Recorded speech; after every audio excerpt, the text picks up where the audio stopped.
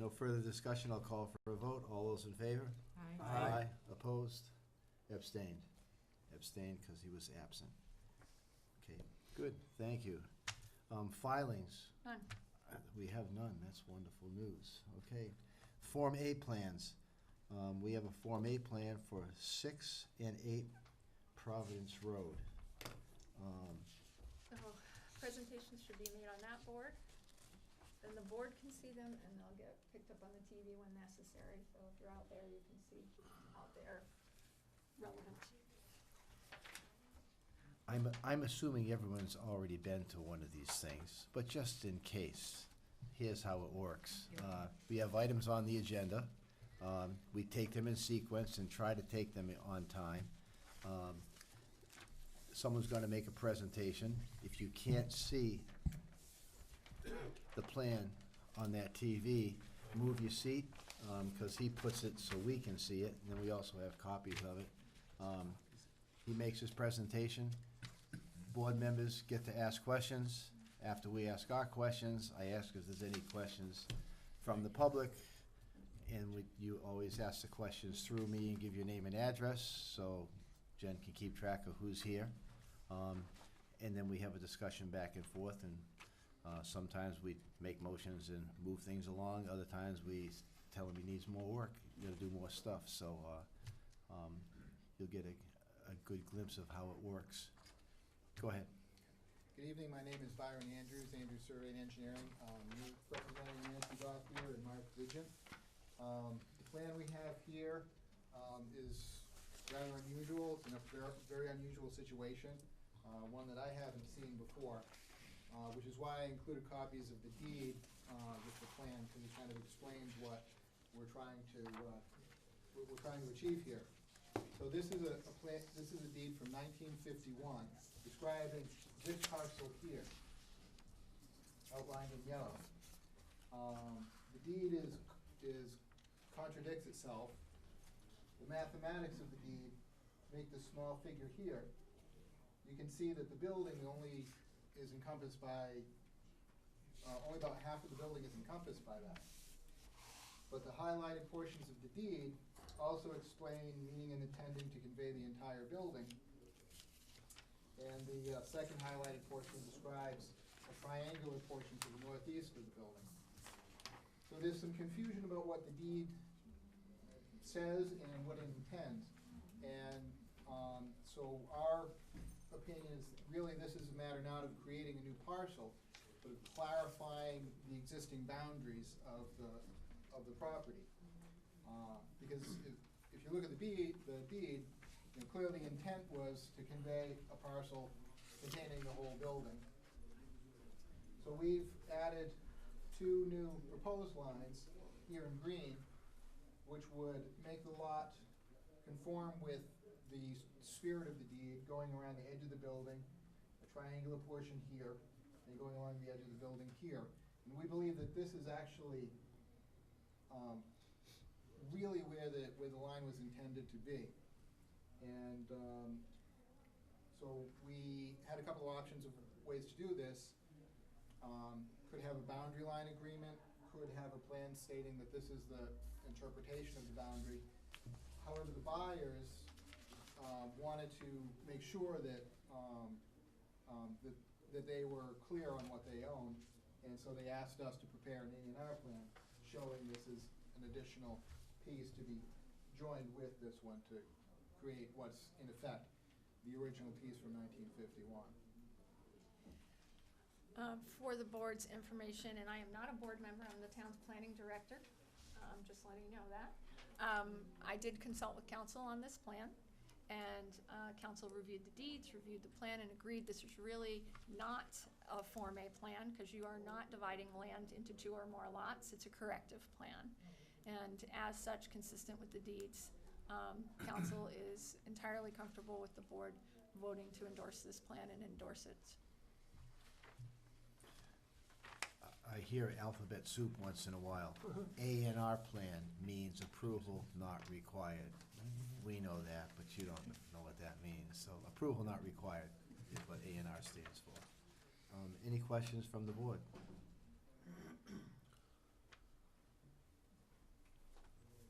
questions from the public? Hearing none, then I'll call for a motion. Well, I got one question. Go ahead, yeah.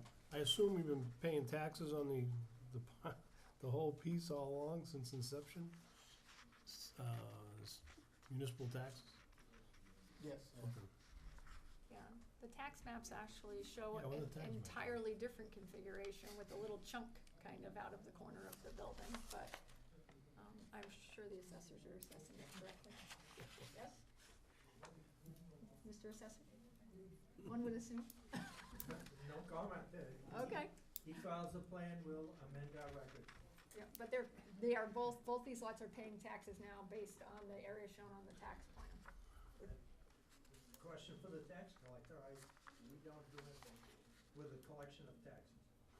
Based on the assessment by the assessors, then that tax is then based on. Yes? Sounds like if they haven't been paying, they're gonna start paying, because it's been collected. All right? Okay. Okay, Any other questions? So I need a motion to endorse the plan is dated 3/18/19. Someone make Make that a motion, we endorse this. Thank you. Second? Second. Thanks, Mike. Any further discussion? Hearing none, we'll call for a vote. All those in favor? Aye. Opposed? Abstained. Looks like you got them all. Thank you. Good job. Okay. Byron, if you could just leave the plans. We'll endorse those at the end of the meeting. The next item on the agenda is the Snow Road construction, and that's been continued. Yeah, you have a request to continue that, they just need to finish we've asked them to provide legal reasoning for review by council. So we will reschedule that for a future meeting. Okay. And next I have endorsed Prime Meadows and 85 Gilmore subdivision plan sheets. That was submitted late last week, so we're just waiting for review from Graves Engineering on that, so we'll slide that to 4/22. Okay. In correspondence, we should, we've got the annual meeting of the CMRPC, Central Mass Regional Planning Commission, which meets monthly. Sutton gets credit if we send somebody. We don't get money, but we get to get help from the Mass Planning Commission if we send a representative, and we're very fortunate that we always try to appoint someone to go to the meetings to represent us. And it's painful sometimes because we don't enjoy it as much as Wally does. So Wally goes and likes it and comes back with all kinds of neat information about what's going on in planning in other parts of the state. So the annual meeting is at Salem Cross? Yeah, Salem Cross June Inn 13th. in June, was it June or May? June 13th. June 13th, And if a board member wants to go, yeah, town will pay, yeah. and you get to eat and Yep. meet all these planners from all over the state, if that's what you're interested in doing. You gonna go, Wally? Yes, You'll be, okay, I'll be we'll be there. represented. yeah. Great. Okay. 7:10, I have a public hearing for a site plan and special permit for cut and drop wholesale gutter. Let's see.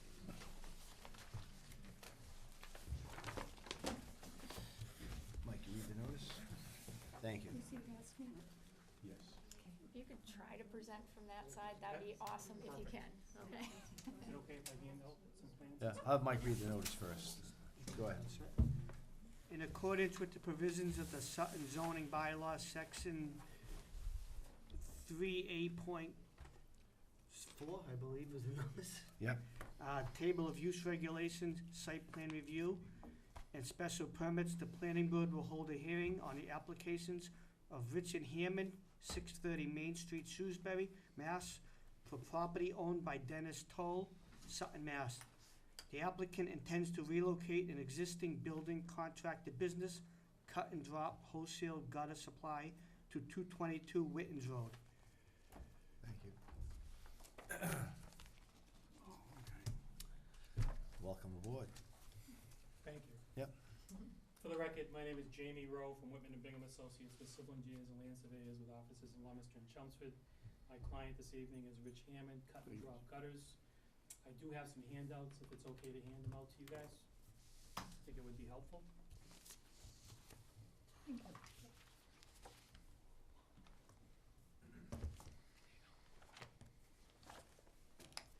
you. Thanks.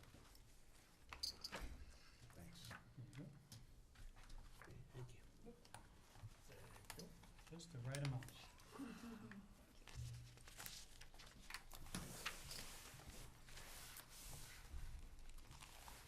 As I'm explaining the plan and our proposal, what you'll find in the copies I handed out to you is the assessor's card, the deed, some photos of the site in case you haven't visited the site.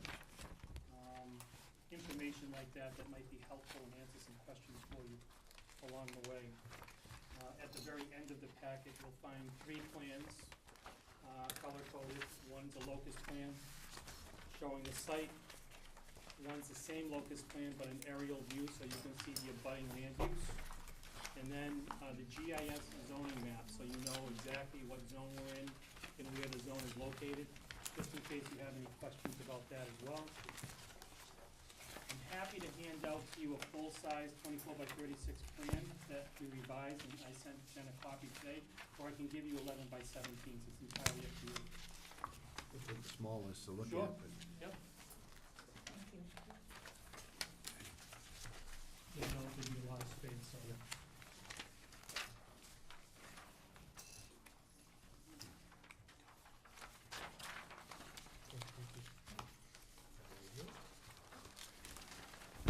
It's the same one.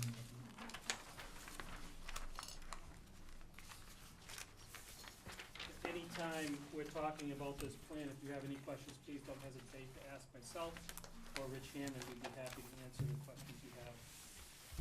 So, the property is located at 222 Wootton's Road here in Sutton. And you can see the locust plan that I handed out to you to get the exact location with respect to 146 and the town line between Sutton and Northbridge. The existing site that we have, this lot has a lot area of about 27,000 square feet of 0.62 acres, approximately 87 feet of frontage. And we know it's located within the office and light industrial zoning district. If you take a look at your zoning bylaw, you'll see that the frontage requirement is 200 feet, and the lot area requirement is 80,000 square feet. So we do know that this is a pre-existing non-conforming lot, and it therefore has a pre-existing non-conforming structure on the property itself. There's an existing duplex that is on the property, driveway. The duplex is serviced by town water and town sewer. And Rich Hammond, the owner of Cut and Drop, is going to purchase this property. He's going to live in either Unit 1 or Unit 2 as a residential use. He's gonna rent out the other half of that duplex. And since he's the owner of Cut and Drop Gutters, he'll have a desk and an office in here to do his accounting, a computer, etc. This is not a retail establishment. People aren't going to come here and order gutters or even talk to him about this. Everything is handled via phone, via email, and the way he conducts his business on Cut and Drop Gutters is, and I'll get into the location of the box trucks later, but within the box trucks and the box trailers, all his supplies and machinery are inside these trailers and trucks. He drives the truck right to the site, opens the back door, all his machinery is in there to manufacture the gutters. After he manufactures, he drops them, and the contractor who's going to install them picks them up and installs them. Then he gets into his car or truck, drives to the next site and does the same thing. At the end of the day, he comes back to 222 Wootton's Road, parks it, goes in, lives, and relaxes. So it's not a retail establishment, right? So that's his intention for this property. He's proposing to park 2 box trucks, 8.5 feet wide, 28 feet long, and then 2 box trailers, 8.5 feet wide, 20 feet long. He can't park them in the existing driveway, so we're proposing to add on to the existing driveway to the east, an area that is going to be a gravel parking area, and we are going to park these box trucks and box trailers in that vicinity, on the east side of the existing driveway. Parking surface is gonna be gravel, and what we're proposing to do is plant arborvitae, shrubs, and trees as a screen for the abutter. We propose 7 arborvitaes right here, and then a combination of shrubs and trees, 8 shrubs and 4 deciduous trees. And they're basically planted 5 to 6 feet on center throughout the whole area. I mentioned earlier that the existing duplex is serviced by water and sewer. Mr. Hammond would like, there is a well on site. Mr. Hammond would like to utilize that well for irrigation only, not for potable water for the duplex itself. That might be a Board of Health issue, and I guess we'll have to talk to them, but I wanted to mention it to you so that you're fully informed.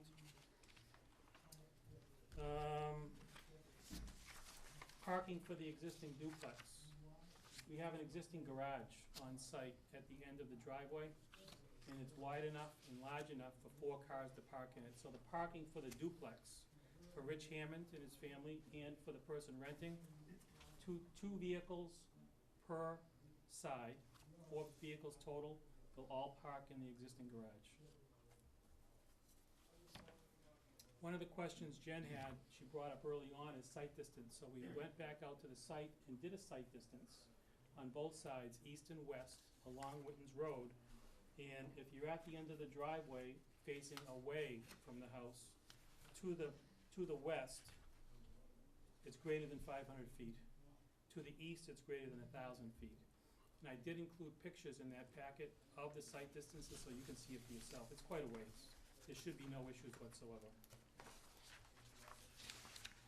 I mentioned before that Cut and Drop is gonna have their business address located at 22 Witness Road, a very important piece of this whole application process. As far as site lighting goes, it is an existing duplex, and the only site light that Rich told me that is going to be installed is going to be on the east side of the duplex, facing the driveway and box truck areas. We can talk about dark sky compliant, we can talk about facing down, whatever the board's preference is and how you deal with this is fine with us.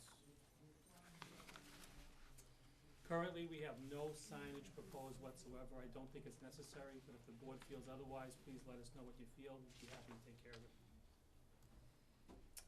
On the site plan that we submitted, we utilized an assumed datum, assumed 100, and then we did our topography.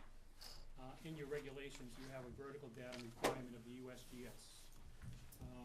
We can do one of many things. We can ask for the waiver, or we can go back on site and we can actually tie in a benchmark and update the plan with an elevation equation, add so many feet to USGS. Happy to do either or. I don't think putting this on a USGS datum is gonna add value to the plan, but if it's a standard the board requires, happy to do it. You just let us know. That said, we're here tonight for both site plan approval and for a special permit. We're here and available to answer any of your questions that you may have with respect to the site plan submittal. Thank you. Thank you. Good job. Any questions from any board members? Just on the lots next to the property, 42 and 43, are those houses there, or is that? Just one little house Where's this now? to the east. To the east, yeah. Right here? Yeah. Single-family home? Yes. Is that what's right there? Okay.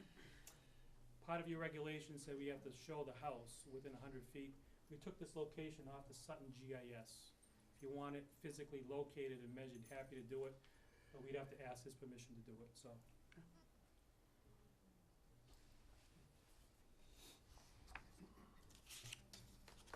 Any other board members? Any questions from the public? Abutters? I'm going the wrong side. Caught myself. No one noticed. Good job. I have one question. Thank you. Are you gonna leave the large trees So, in order to widen the driveway, there are some large trees that have to come down. So typically, the way you would do that is cut the trees, stump it, grub it, and then once you do that, fill it with compacted gravel, and we would build it up. That's why we wanna plant the trees and shrubs on the property line side to replace the trees that we're taking down. And I do have pictures in there of the trees. You can see they're pretty big. Yes. That's the only way to store these box trailers and box trucks. Okay. When's the last time this house was used as a residence? I think it's being used as a residence now. Yeah, it's, Currently occupied. yeah, Both sides? no, just one right now. This one. But the one you're gonna use is the one closest to the driveway? Correct. That'll be my property, Your living quarters. well, living quarters, yes. There are no plans currently with this application to do any work back here. It's all wooded, fully wooded. What does it slope down to? Or slope up?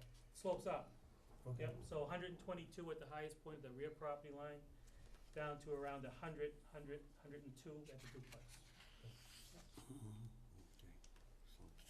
Yep. You had said this is served by water and sewer? Town water and town sewer, yes. There's an existing well that he wants to use as irrigation. And I understand, I saw some communication that the Board of Health wants the septic tank decommissioned or the system decommissioned. Happy to go through that process with them. My understanding is the contractor told Rich the septic tank was crushed, backfilled at the time. But I Yeah, don't, the contractor that hooked into the sewer. Yep. That did the sewer connection.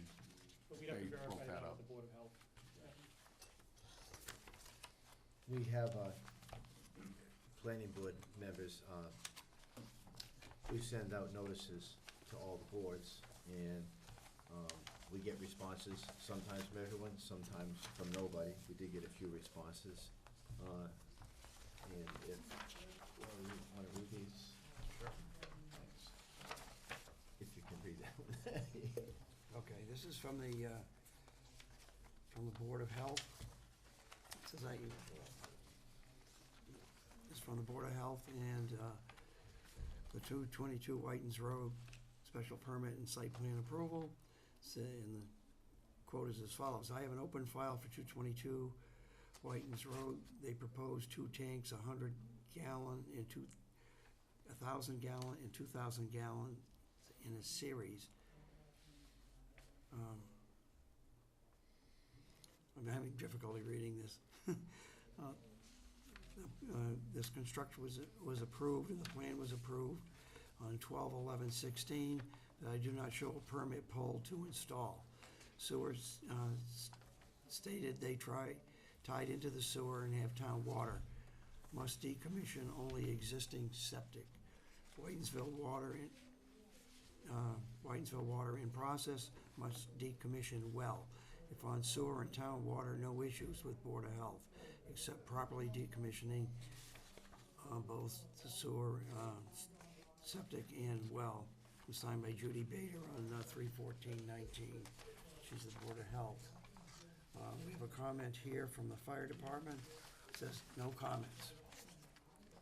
The taxes, we do not currently owe any taxes on this property. Good job. Okay. Any further discussion? So, Yep. Is nobody here from 43 Whitens Lane, Whitens Road? Nope. That wants to identify themselves. we need to verify the use.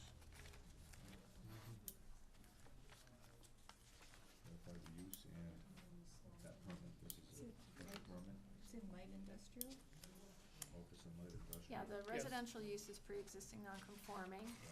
This application is for the building contractor use, namely the gutters is a building contractor use.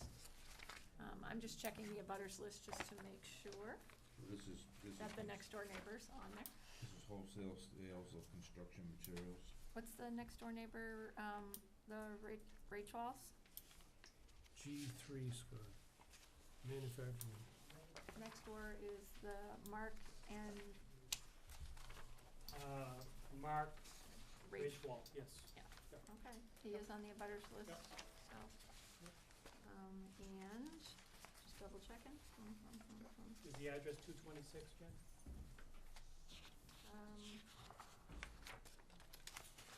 His mailing address is in Okay. Uxbridge, Okay. Yep. yep, and, he did get mailed the notice, so. So Bill, which, you think it's G3? Yeah, Or well, G2?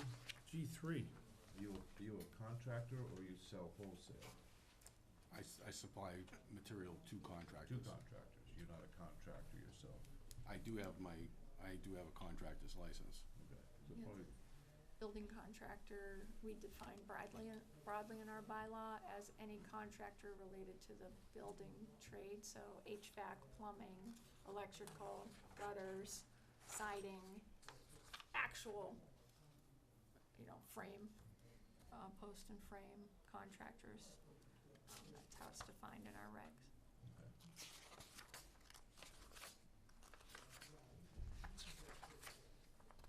Well, I'll take a motion to approve, if someone would like to make that motion. Can we get a second? We have There's no further wa- discussion? there's no waivers or anything, or? You have to decide on the USCG, the United States Coastal Geodetic Benchmark. I did check with the town's consulting engineer, and talked to him about, the method they use for the assumed datum they used. And basically, the town's consulting engineer said where this is an existing site, the site alterations are minimal, that are being proposed, that he agreed with your prior statement that little would be gained from tying the existing grades back into USCG, so that he was fine with, the way this is proposed. I would offer, though, if you're gonna require an as-built to be submitted to the board, when we do the as-built, I'd be happy to put it on USGS at that time and give you that as-built with that data. If for no other reason, just to make it like everything else that we Yep. we have in town, so we stay up to date. We'd appreciate that. So if you're gonna waive it for the current submittal and then just condition that it's required on the as-built, I would do a motion to that effect. Add that to To the grant a waiver to allow this plan to be, assumed datum, but require the as-built, be submitted in, USCG, US what? US Coastal Geodetic. It's just what the bylaw says, I have no Okay. idea what that means. So I'll make a motion, we grant this special permit. Well, no, the waiver first, Waiver first. yes, waiver first. Just to waive, I make a motion that we grant the waiver that the datum as presented is allowed, and that the as-built to reflect compliance with USCG.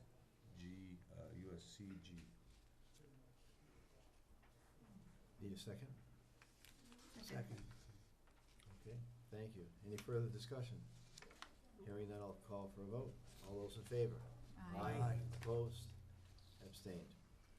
Thank you.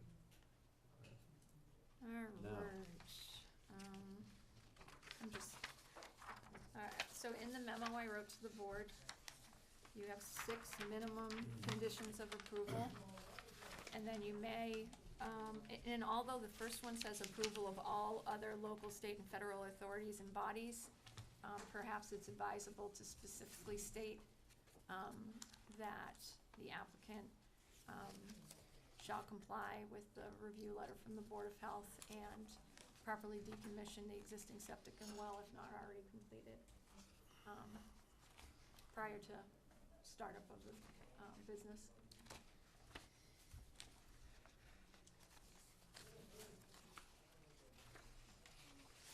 And when do we do the permit?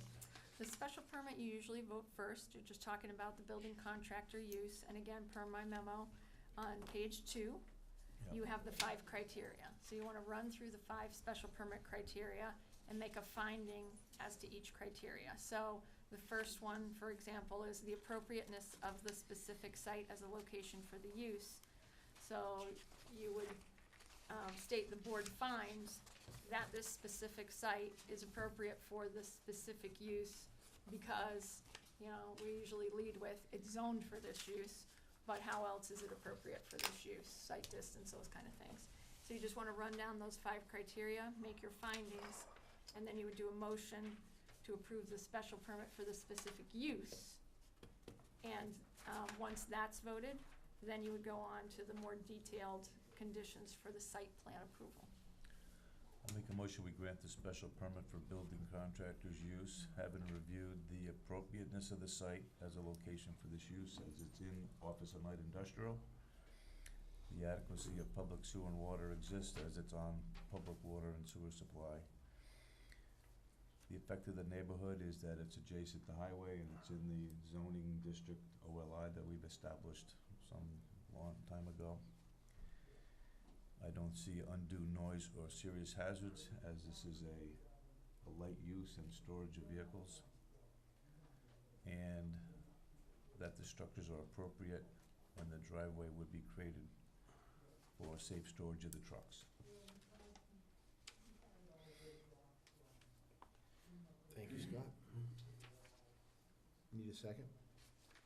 I'll second it. Thank you. All right. Any further discussion? Hearing none, then I'll call for a vote. This is for the special permit. All those in favor? Aye. Opposed? Abstained? It's unanimous. You just need the motion for site plan approval. And this is where you would insert a minimum of those 6 conditions with any additional ones that you want. I'm just reading them so everybody present knows what they are. You're hitting them out of the park, Scott. Keep going. All right, I make a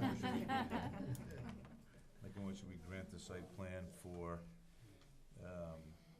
this application in consideration that compliance with all other local, state, and federal authorities and bodies, that the requirements of the Board of Health are followed relative to the Decommissioning. decommissioning of the septic system. That the waiver was granted relative to the datum. Within 10 days of endorsement, the application engineer shall submit 3 copies of the endorsed plan and 1 electronic set to the planning board office. Number 4, prior to issuance of signed permits, the applicant shall submit any sign details not shown on the site plan to the planning department. Number 5, the applicant shall ensure proper maintenance of plantings on the site, including replacement of dead or diseased plantings in the following season. Number 6, the board reserves the right to review site visibility post-construction and require plantings to achieve intended screening. That's my last one. Okay. Need a second? Second. Thank you, Wally. Any further discussion? Hearing none, I'll call for a vote. All those in favor? Aye. Opposed? Abstained? Thank you very much. Thank you very much. Motion to close. Motion to close the hearing? Make a motion to close it. Second. Thank you. All those in favor? Aye. Opposed? Abstained? Good job. Have a great night. Thank you. Thank you. We're only 10 minutes behind. 7:25, planning board time. We're about to catch up. But we're gonna catch up real fast. There was a proposed bylaw change, but the applicant has pulled, has decided not to move forward with that at this time. And I'm wondering if that's why everybody's here tonight. Jen? Yes, we have received an email from the petitioner of the historic reuse articles, and per the note I posted on the door with the red heading, I was hoping people would pick up on. The board will not hear any testimony relative to that article, and they will not make a recommendation on that article. And without hearing testimony, without making a recommendation, the article cannot be legally voted at the town, on the town meeting floor. The article cannot be removed from the warrant because it was a petitioned article, but because the board will hear no testimony and will not make a recommendation, it would not be legal for it to move forward on the town meeting floor, because with no testimony in effect, the hearing will not occur, and you may not vote on an article where a hearing has not actually been held. So, if you wanna hang for the rest of the articles, which are just groundwater protection articles, great. If not, we'll give you a few minutes to, head out and have a bite to eat or do something more invigorating with your evening. As soon as people exit, I'm happy to. Jen, real quick, Jim's Image 445 Marshall Road. Wait, Does this mean that it's not gonna go to the finance committee either? So it's stopped right now? the finance committee will get the whole warrant. The article will appear on the warrant. I have to be present the night of their meeting, so basically I will say to the finance committee what I just said to you, that the board heard no testimony, therefore legally the hearing was not held on the article, and therefore the board made no recommendation, and the finance committee will likely just pass right over it as well. So if I can hear one more time, it's not gonna be voted at the town meeting? It's not gonna be voted at the town meeting. If some rogue person wants to stand up and make a motion, it wouldn't be legal. And our town moderator will, Be prepped. will do his job. Yes. And also, and to be clear, that doesn't mean someone can't move forward at another town meeting in the future. Absolutely. But we, and we had no idea, I had no idea until I walked in tonight that this was happening, so. Welcome to the planning board. Thanks for behaving tonight. Okay, so if you wanna take a few minutes, feel free. We've got till 7:45. No, we have 3 articles we still have to discuss. Oh, I thought we were ahead for a minute. Damn. Historic reuse? No, that was at the last year's meeting. That's what you were talking Yep. about. Okay, I put it all the time. That's what you were talking about. Because I was saying, what? I don't know. So if you wanna get the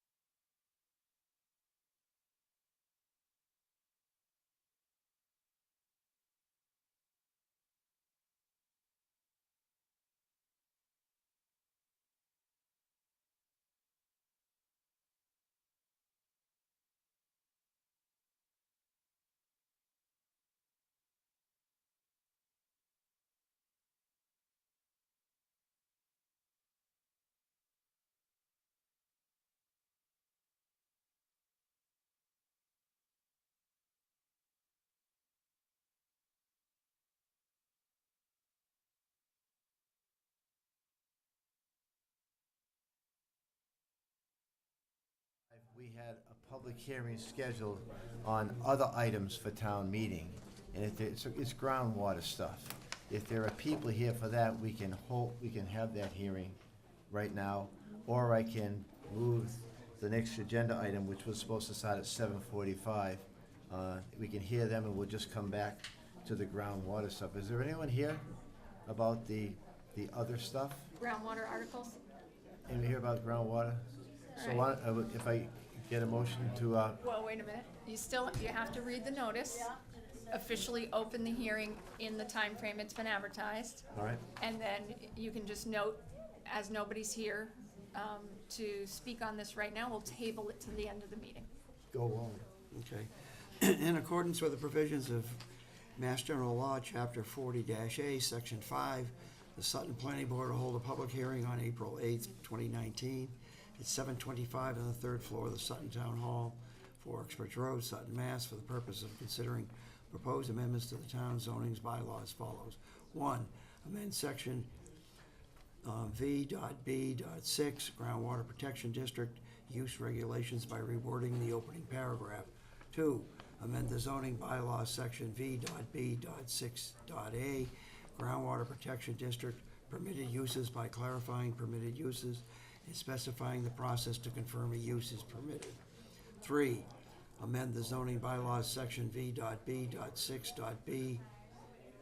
and C, groundwater protection district prohibited in special use, in special permit uses by changing 314 CMR 5.00 treatment works from a prohibited to a special permit use.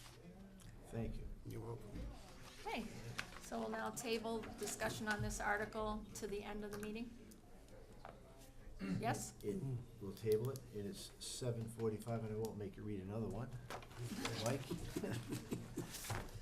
7:45, planning board time, back on schedule. We have a public hearing for the Wedgewood Farm CCR at Osprey Road. Can you read the notice? Yeah, that's it. Right there. We will discuss the setbacks. No, we should. Yes, that's it, read that. Just read this thing. In accordance with the provisions of the Sutton zoning bylaws, use regulations, site plan review, groundwater protection district, VD 146 overlay district bylaw, and special permits, the planning board will hold a hearing on the applications of Compton Property Development LLC, Boston, Mass., on property owned by Unibank for Savings. The applicant intends to construct 86 units independent living, continued care retirement community on property located at 128, 141, and 142 Armsbury Road. Thank you, Mike. Good evening. Good evening. My name is Randy Waterman from Compton Property Development, and also with me tonight is Patrick Burke from WDA Design Group. They are the civil engineers on the project. Patrick worked directly on the road layout, drainage, and WDA is also doing the surveying, the landscape architecture, and the wetlands. So we have filed for a, do you want me to pull that? No, can't close the door, open meeting law.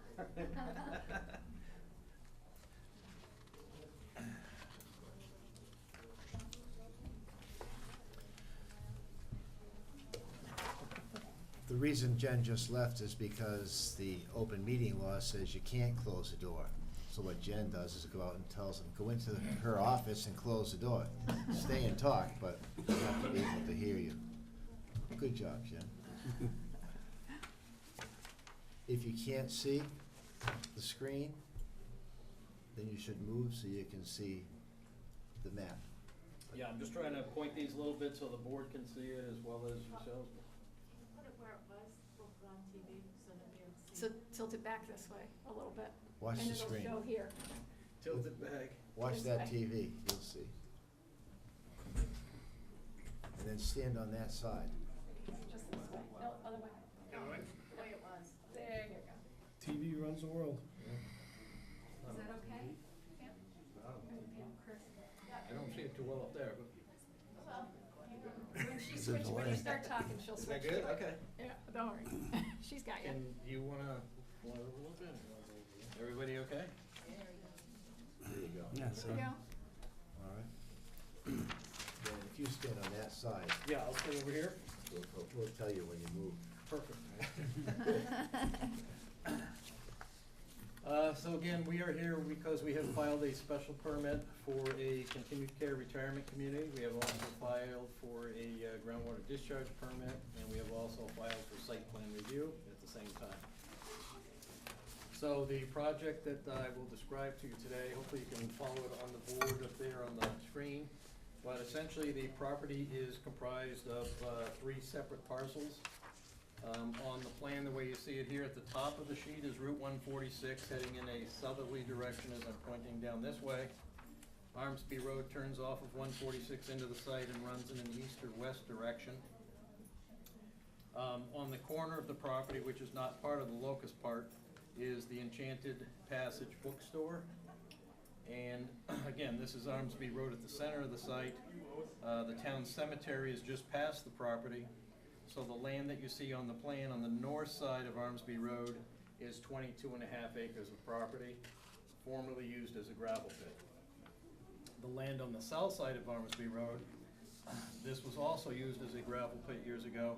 This is a total of 35 acres and essentially runs from Armsby Road down to, there are just several, roughly a half dozen, another 3 houses on Armsby, but runs down until we back up to these single-family homes that are fronted on Burnap Road. So again, in total, 57 acres in its entirety. The property has frontage on Route 146 on both parcels.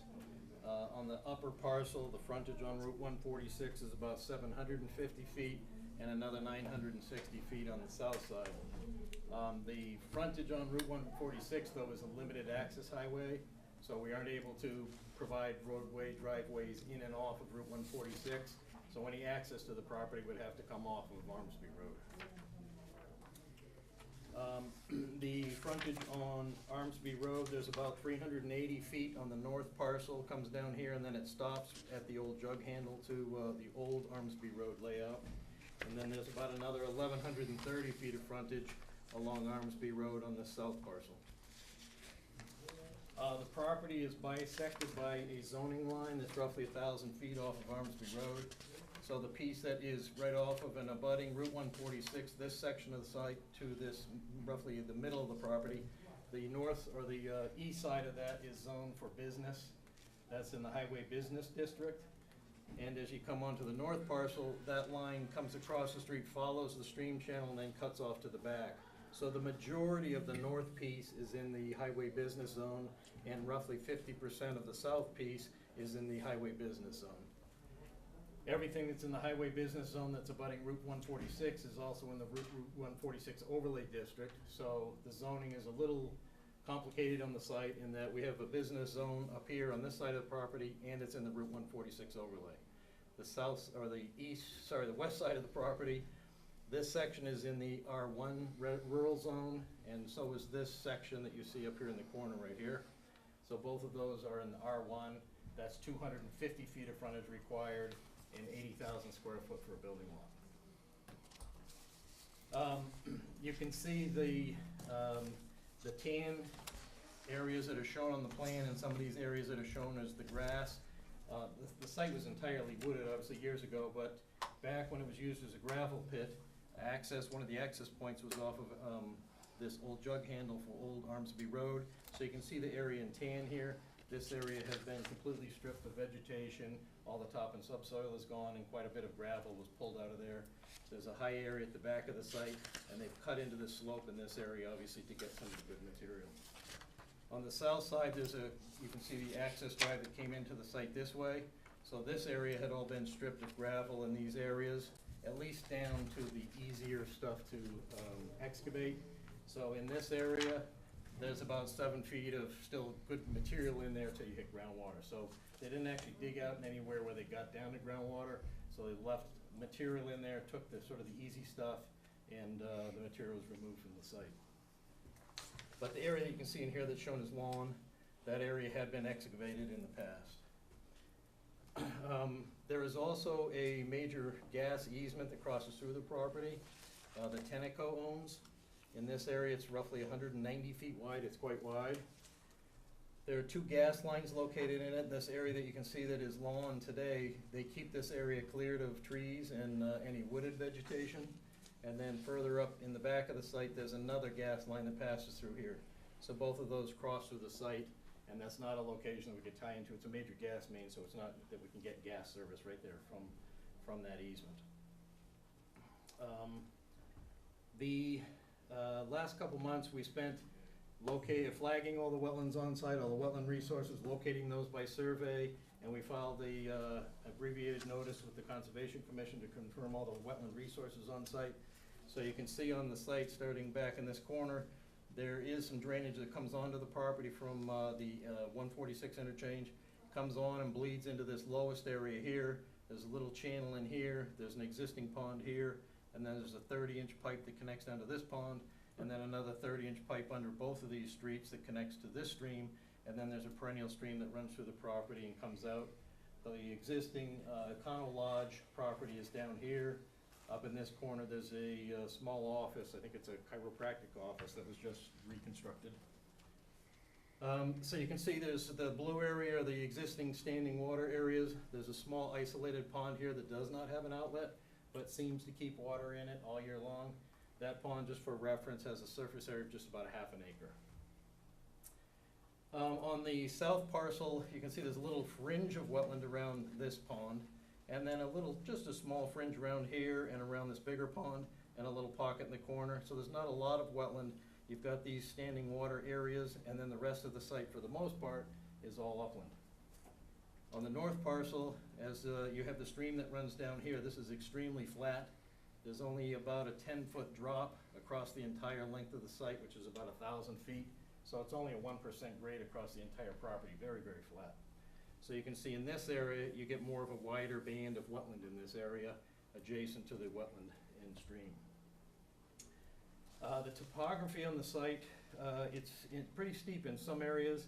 It doesn't look too bad if you go out there and you drive around the site or walk in this area, but the elevation change from this low area near the pond to this upper area up here is almost 120 feet in elevation, so it's quite steep.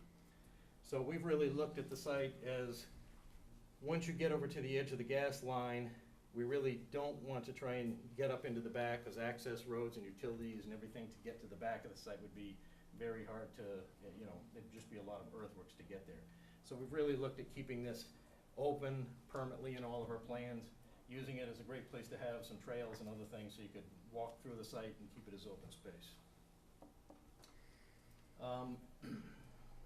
The topography on the north side, the highest spot is really where you're just coming off the site and sort of climbing up to the hill over here by the villas project.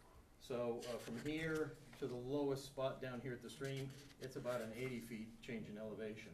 But again, from where they've excavated from here out to the street, it's probably a total of 4 feet or so, so it's extremely flat. So the wetland is flat, this edge is flat, most of the center of that site is flat where you can see that the gravel has been removed. This one area still has wooded vegetation on it. The abutters to the property, as I mentioned, you've got the Enchanted Passage bookstore located here in the corner. You've got the Villas condominium project here, the Villas of Pleasant Valley. Their driveway comes in and runs back roughly a little over about a half a mile into the site.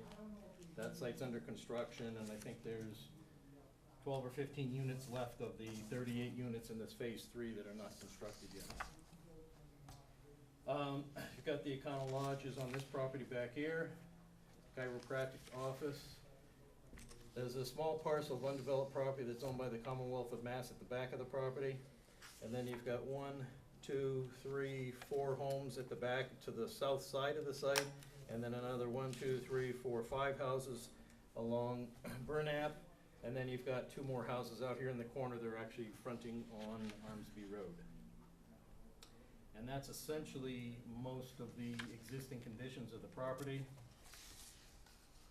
The site is located in the Wilkinsonville Water District, so they would be supplying water, assuming capacity and everything, to the property, but these sites are both located within their water district. The nearest sewer is actually on the villa's property and stubs just north of Armsby Road at their entrance site. And gas is provided through their site as well, through Eversource. We have met with, just for general info purposes, we have met directly. I met with Sandy Loomis a while back just to let her know what we're doing with the project. I met with John Burns over here. He's the original developer, or the most recent developer, of the project through Blackburn or Blackbrook Development. And then Tim Vander Linden is the current chair of the trustees over here, and I met with him recently to talk about the project and what we have proposed. And then on March 20th, we had invited all the neighbors that were within 300 feet of the property to meet us over at the country club, and we had a room over there and did sort of the same presentation, existing, proposed, and answered questions. So I think everybody, I'm assuming probably most people have at least seen generally what I'm showing today. So that's the existing conditions. The proposed project, as I mentioned, is an 86 unit continued care retirement community. The nice thing is that your zoning allows that to happen in either one of these districts. So we have a business zone, we have a residential zone, but luckily your CCRC has thought that through and allows that use in both districts. Because, you know, as I mentioned, we have no access highways on both sides on Route 146. And this is zoned, both of these pieces are zoned for commercial uses. This is a great site for a hotel or maybe a small office or something. But the only way to get to these would be to come down Armsby Road and turn into these two sites, which again, when we're looking at the site just from a land use perspective, really didn't make sense. Armsby is a low traveled, very residential nature street. So to bring commercial traffic into those business areas really didn't make sense to us. So we really started looking at the site from day one as, you know, residential makes more sense if we could stay with that type of use. And again, luckily, your bylaw allows the CCRC to be in either of these districts by a special permit. In addition, the state of Massachusetts has been pushing for what they call workforce housing for years and trying to generate more units in the Commonwealth for people that maybe don't need such a big house. They want a smaller unit, something that's more affordable. So it's really been a push by the state and the governor's office for years now. In addition, even nationally, some of the planning organizations, there was an article in the Planning Magazine last December, I think it was, that they are calling this essentially missing middle housing. And what they're talking about is that, you know, nationally, we need to create more multi-unit, low-rise housing opportunities. And they would be something that's on the scale to a single-family house. And so you see a lot of multi-family residential projects popping up now, but many of them are 2 and 3 stories, so you can get a lot more density on a site. But again, it's not that, you know, that type of use and look is not appropriate in every case. And I think in this case, something that's lower, smaller, and fits in with the topography makes much more sense. So that's really what we have proposed here. Again, a total of 86 units.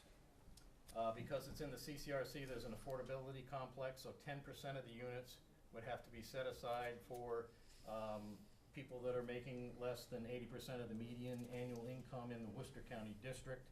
And those would be, we've worked through with the town on all the details of what those are and where those are. We've already committed to trying to beef that 10% up to maybe 12%. We could get a couple more units on there. And so we're working with the board. We've committed to that in our application process.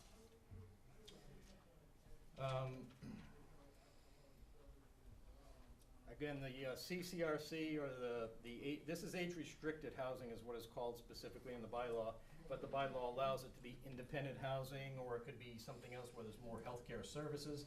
But in this particular case, we're proposing independent living. So this is designed for active adults. You would have to have at least one person in each family that's over 55, and nobody could permanently reside in any of these units that's under 18 or under. So there's a window of where you would have to be to qualify for the housing. Again, it really seems like a great reuse of this old abandoned gravel pit.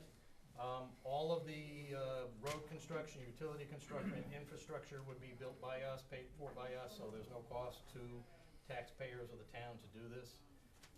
We've put together some financial information that's in the application. And at full completion, the project should generate somewhere around $500,000 of tax revenue per year for the town. And again, the roads will be privately built, privately maintained permanently. So they won't be changing from what you see here, and this is the proposal, and this is what would be voted on as a special permit. The roadways, the way, as I described with the wetlands and the ponds, again, we've tried to avoid all of any disturbance of the resource areas and protect all of those permanently. So the way it breaks out is that we have 4 separate roadways to approach all of the upland usable areas of the site.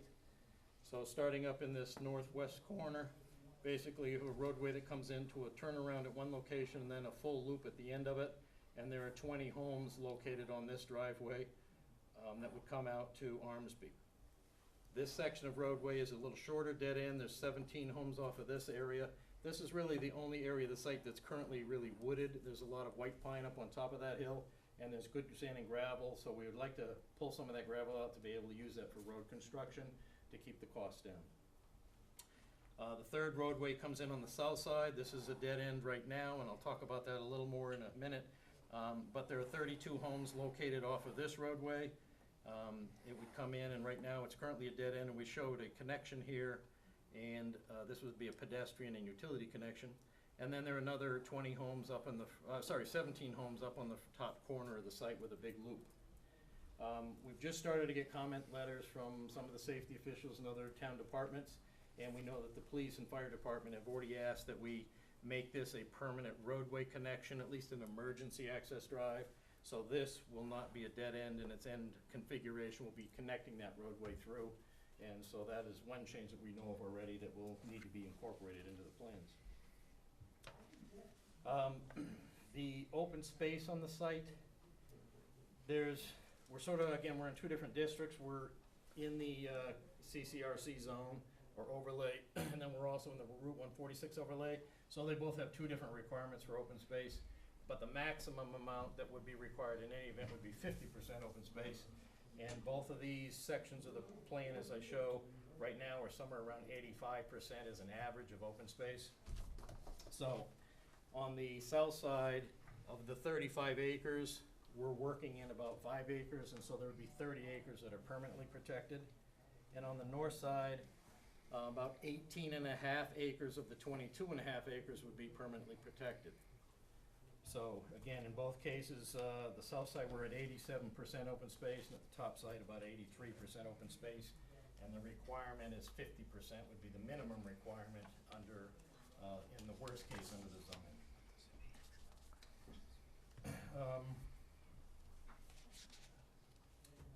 Let me jump over a little bit to show you the building styles that we're working with. We spent a fair amount of time with Jen Hager going through what has been built in town, what looks right in town, what's appropriate, what's not appropriate.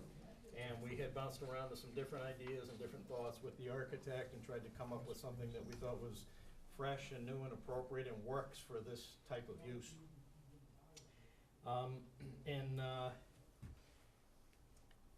What we've selected, this is what we are calling a farmhouse cottage style architectural design. It's typical of the New England region. It has some different features on it. Some of them I'll explain are sort of adjustable and can be switched from unit to unit. But basically we have designed most of these with a front porch. Some of them, the porch will be in the back, and I'll talk a little bit more about the pocket parks that are on the plan in a minute. And then there's different varying types of siding on the project, so that will help break down the scale of the buildings. And then in many cases, we have some sections of standing seam roof that we've put on here just to try and break up the architecture, give it a little more character. The units themselves are all designed, every one of them is only a 1.5 story structure. So there's no 2-story structures, they're all 1.5 story. And the sizes range from a maximum of 1,800 square feet in a 2-bedroom, 2-car garage unit. The middle size units are 1,300 square feet, and then the smallest unit is just over 1,056 square feet, and those only have a single-car garage. So there's 13 of the smallest units, and all the other ones will have a 2-car garage.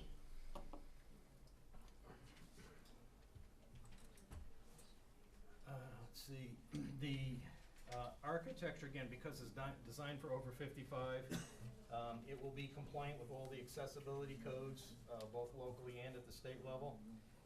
5%, I believe, of the units have to be accessibly designed with kitchens, bathrooms, doors, and so forth that would be set up originally as accessible. And all the other units would have to be what they call adaptable. That means there are accommodations made at construction that make it easier for the homeowner to modify it at a later date. So all those would be incorporated from day one. And again, we've put the units on the most level areas of the site. So in many cases, there's only a 6-inch change from the garage door to the front door. So very, very little in walking around the front of the house and getting off your driveway or from your car and into the unit itself. The units as shown on the plan, these are the small units you see here. All the other units, the bigger boxes, will either be a 2-car garage and 1 bedroom, or a 2-car garage, and there'd be an option to put a 2nd bedroom upstairs. There will be no 3-bedroom units, so the maximum we have are 2-bedroom units on site. And then the units are set up so that this is the single unit that you see here. So this is showing sort of the worst case, which is sort of the hardest one to make attractive, is you put the double-car garage pointing out at the street. That's the hardest one to really dress it up and make it look nice. This is what that unit looks from the side. This is with the 36-foot exposure.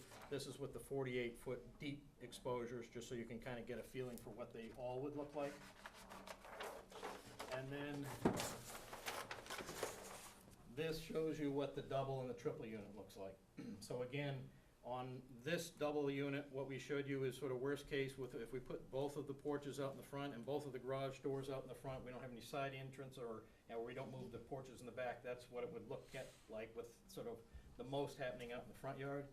On the triple one, what we showed you is on the middle unit, we said, well, we are gonna have places, and I'll show you on the plan on the pocket parks, where we would put the porch out back, because when you face to these small little pocket parks, it would be a great place to have your porch out back, so you could sit outside in the morning, in the evening, whatever you want to do, and you'd be outside sitting in a porch. So in those places, we just have just an overhang over the door, and you'd have the entrance right there, 1 step up from the ground.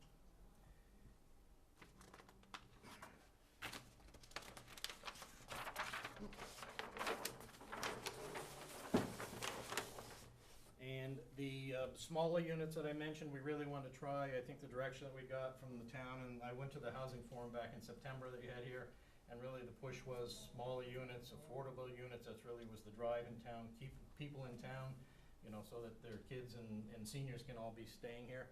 So these are designed as a single car garage unit, all 1-bedroom units, and these are the units that are 1,056 square feet. So we have 13 of this style unit on the project.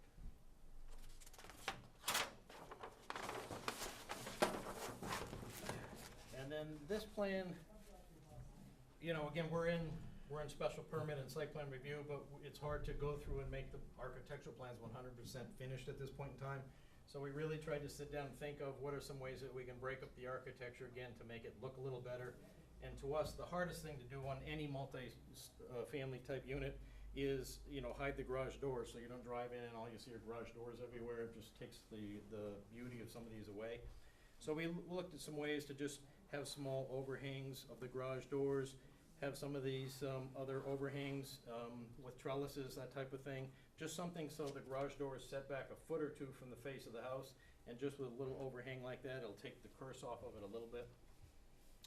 And then there's a few places where you are entering the site in each of these 4 little communities, where maybe one of the first 1 or 2 buildings, we thought maybe we could have a sort of the more, barn door style, just on a unit that might be turned to the street, just to break up the expanse. So it comes in, it just gives it a little different appearance. We've called out for gooseneck lighting on all the units. There'd be lighting out in the front as we show here, and then there could be lighting on the side and certainly on the location wherever the porch is. And then let me just jump back for 1 second too. Again, the way all 4 of these are really designed, the idea was to try and bring the main road in, but try and loop roadways where we could in order to have the units kind of face into a little pocket park. So we created a pocket park at this location. There's a small little green space here. There's not a lot we can do in that area. It's a little tight. There's a nice linear sort of park in this location. A small one here that would really be more for just these people. And then there's another small linear park up here in this location.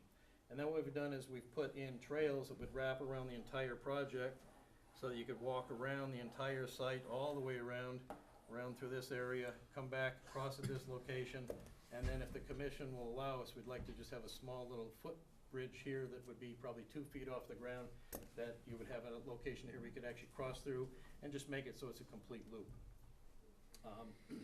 But again, in areas where these homes back up to this little park, this would be a great place to put the porches in the back, not really dress up the street as much, but put them in the back, And that way, as you're sitting out here, it'd be a great opportunity to, get to know your neighbors and have a great place to hang out when you're in the morning or evening or wherever. And then we have in the plan, we've included a full set of landscape plans, but really tried to come up with a theme that kind of unites all the neighborhoods and pulls them together. And so part of that is, it's an old quarry, it's an old gravel pit, so we showed a lot of large kind of boulder units in these different parks, and some small, just little, knee walls that could be built that would sort of give you that feel as you walk around it, like maybe you're still in the quarry. But part of that, working the architecture and the landscape back together, we came up with an idea to have these, what we're calling rest stops out at the street.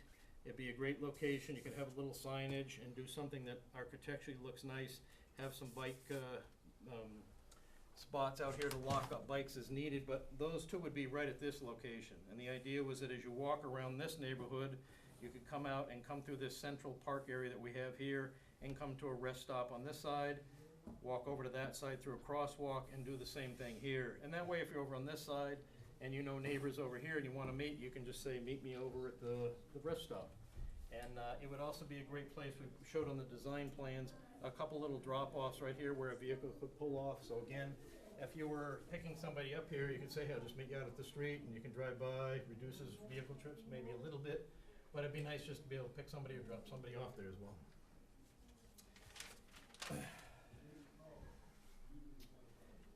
We did submit a traffic analysis report, which is included in the package, and the vehicle trips for this type of project are much less than a single-family house.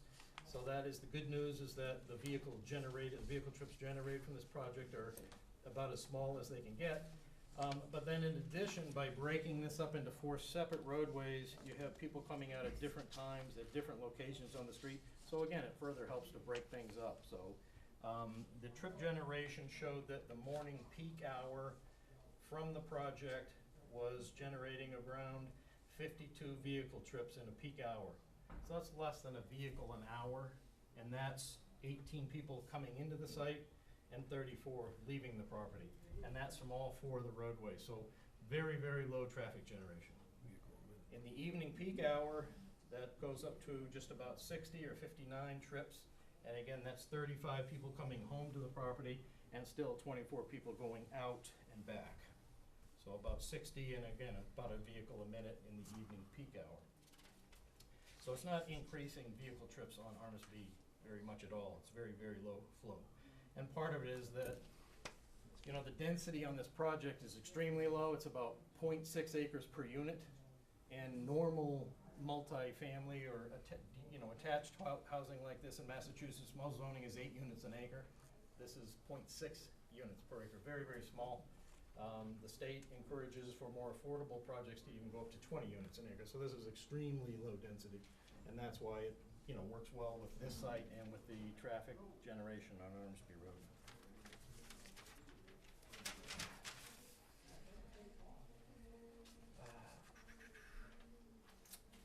So let me just see. So again, we just started to get some review comments from different departments late last week. The town's got a consulting review engineer. We just got their letter an hour ago. So obviously we have not responded to anything yet, and that's really the next step for us, is get all the letters together and figure out, what we have to respond and how do we have to do it, and then meet with the town groups as needed and, make sure that we've addressed all their concerns. There's nothing in any of the letters that I don't think is dramatic or requires large changes. I mentioned this connection of this roadway because that's probably one of the larger ones. That section of roadway needs to be changed from just a path that was a raised path that would avoid touching that stream to an actual 18-foot wide, at least probably gravel or grass, some sort of surface that would be acceptable to the fire and police chief. So that is the next step. The project will have a homeowners association, and so they will manage the site and manage and maintain the roadways, all the open space.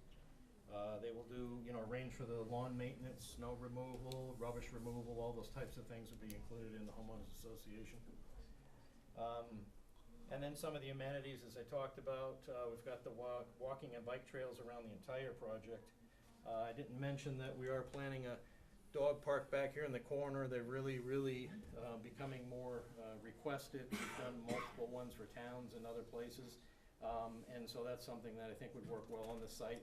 We didn't want to put it right down in sort of the central part for people that don't have dogs, so it's a little off the beaten path, but it's a great location.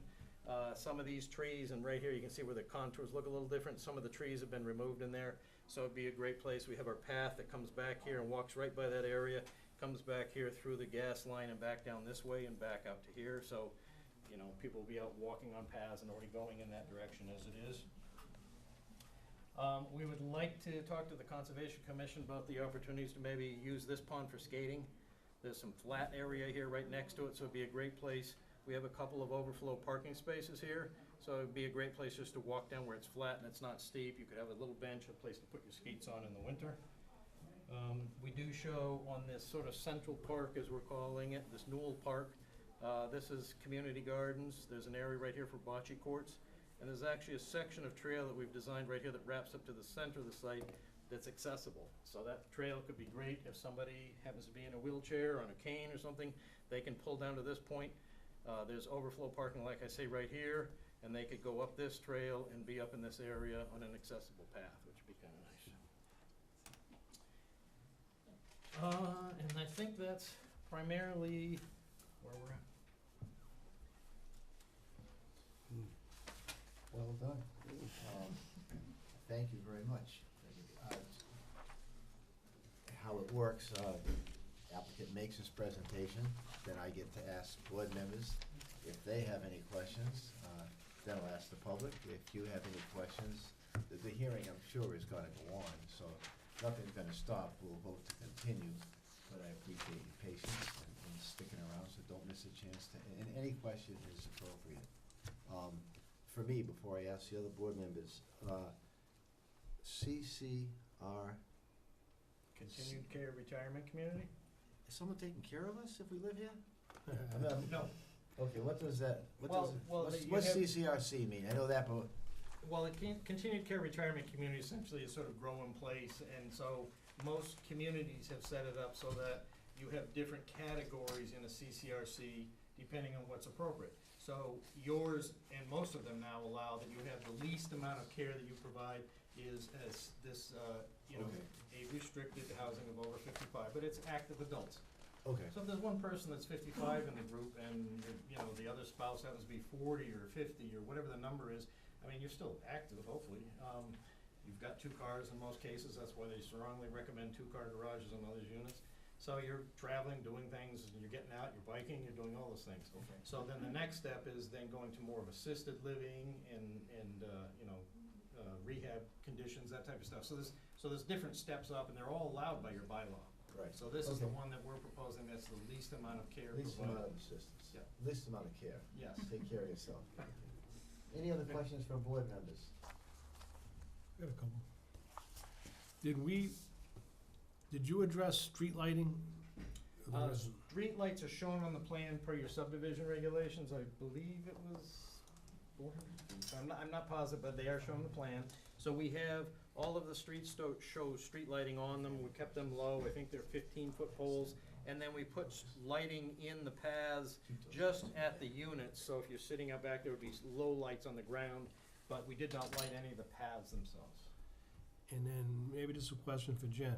What is the vehicle to retain the open space, once, is it deed restricted for the open spaces? She's already asked me that question, I think. Well, just if I can respond, if you take, this is gonna be a homeowners association, it's gonna be a condominium, it's gonna be in that respect the same as the villas next door. So if you look at their condominium documents, they have shown the foundation for each unit, and everything outside of that is open space.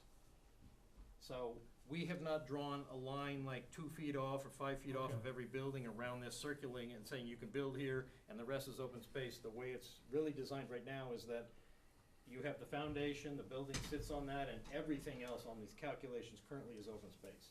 Alright. So the vehicle is really, right now, it'd be the homeowners association that would ensure that stays open.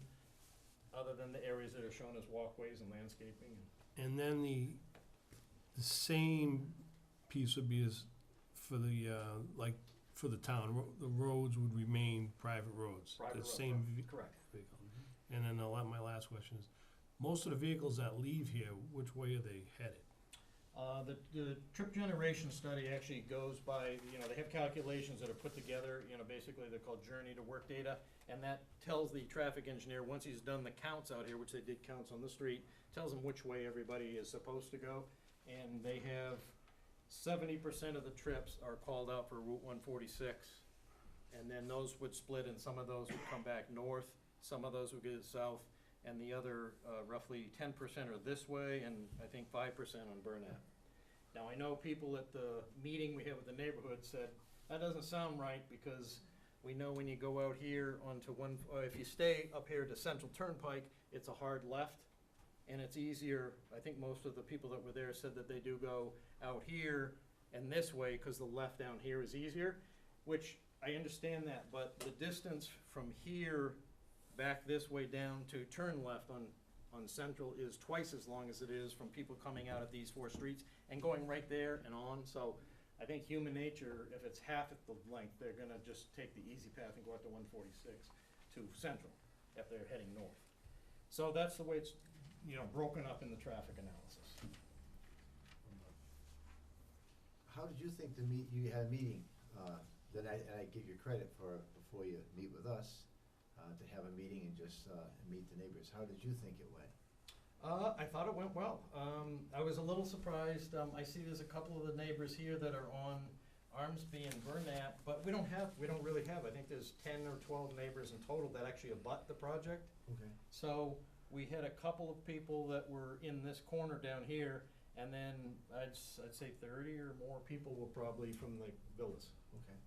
And I think their concern was just they wanted to make sure that the idea wasn't that we weren't driving through their property to get to this somehow, which obviously is. I give you credit for having the meeting before you met us as opposed to after. That's just good planning on your part. So Thank you. if there are no more questions from the board, anyone that's in the, I just wanted to read this one by email that I got into the record.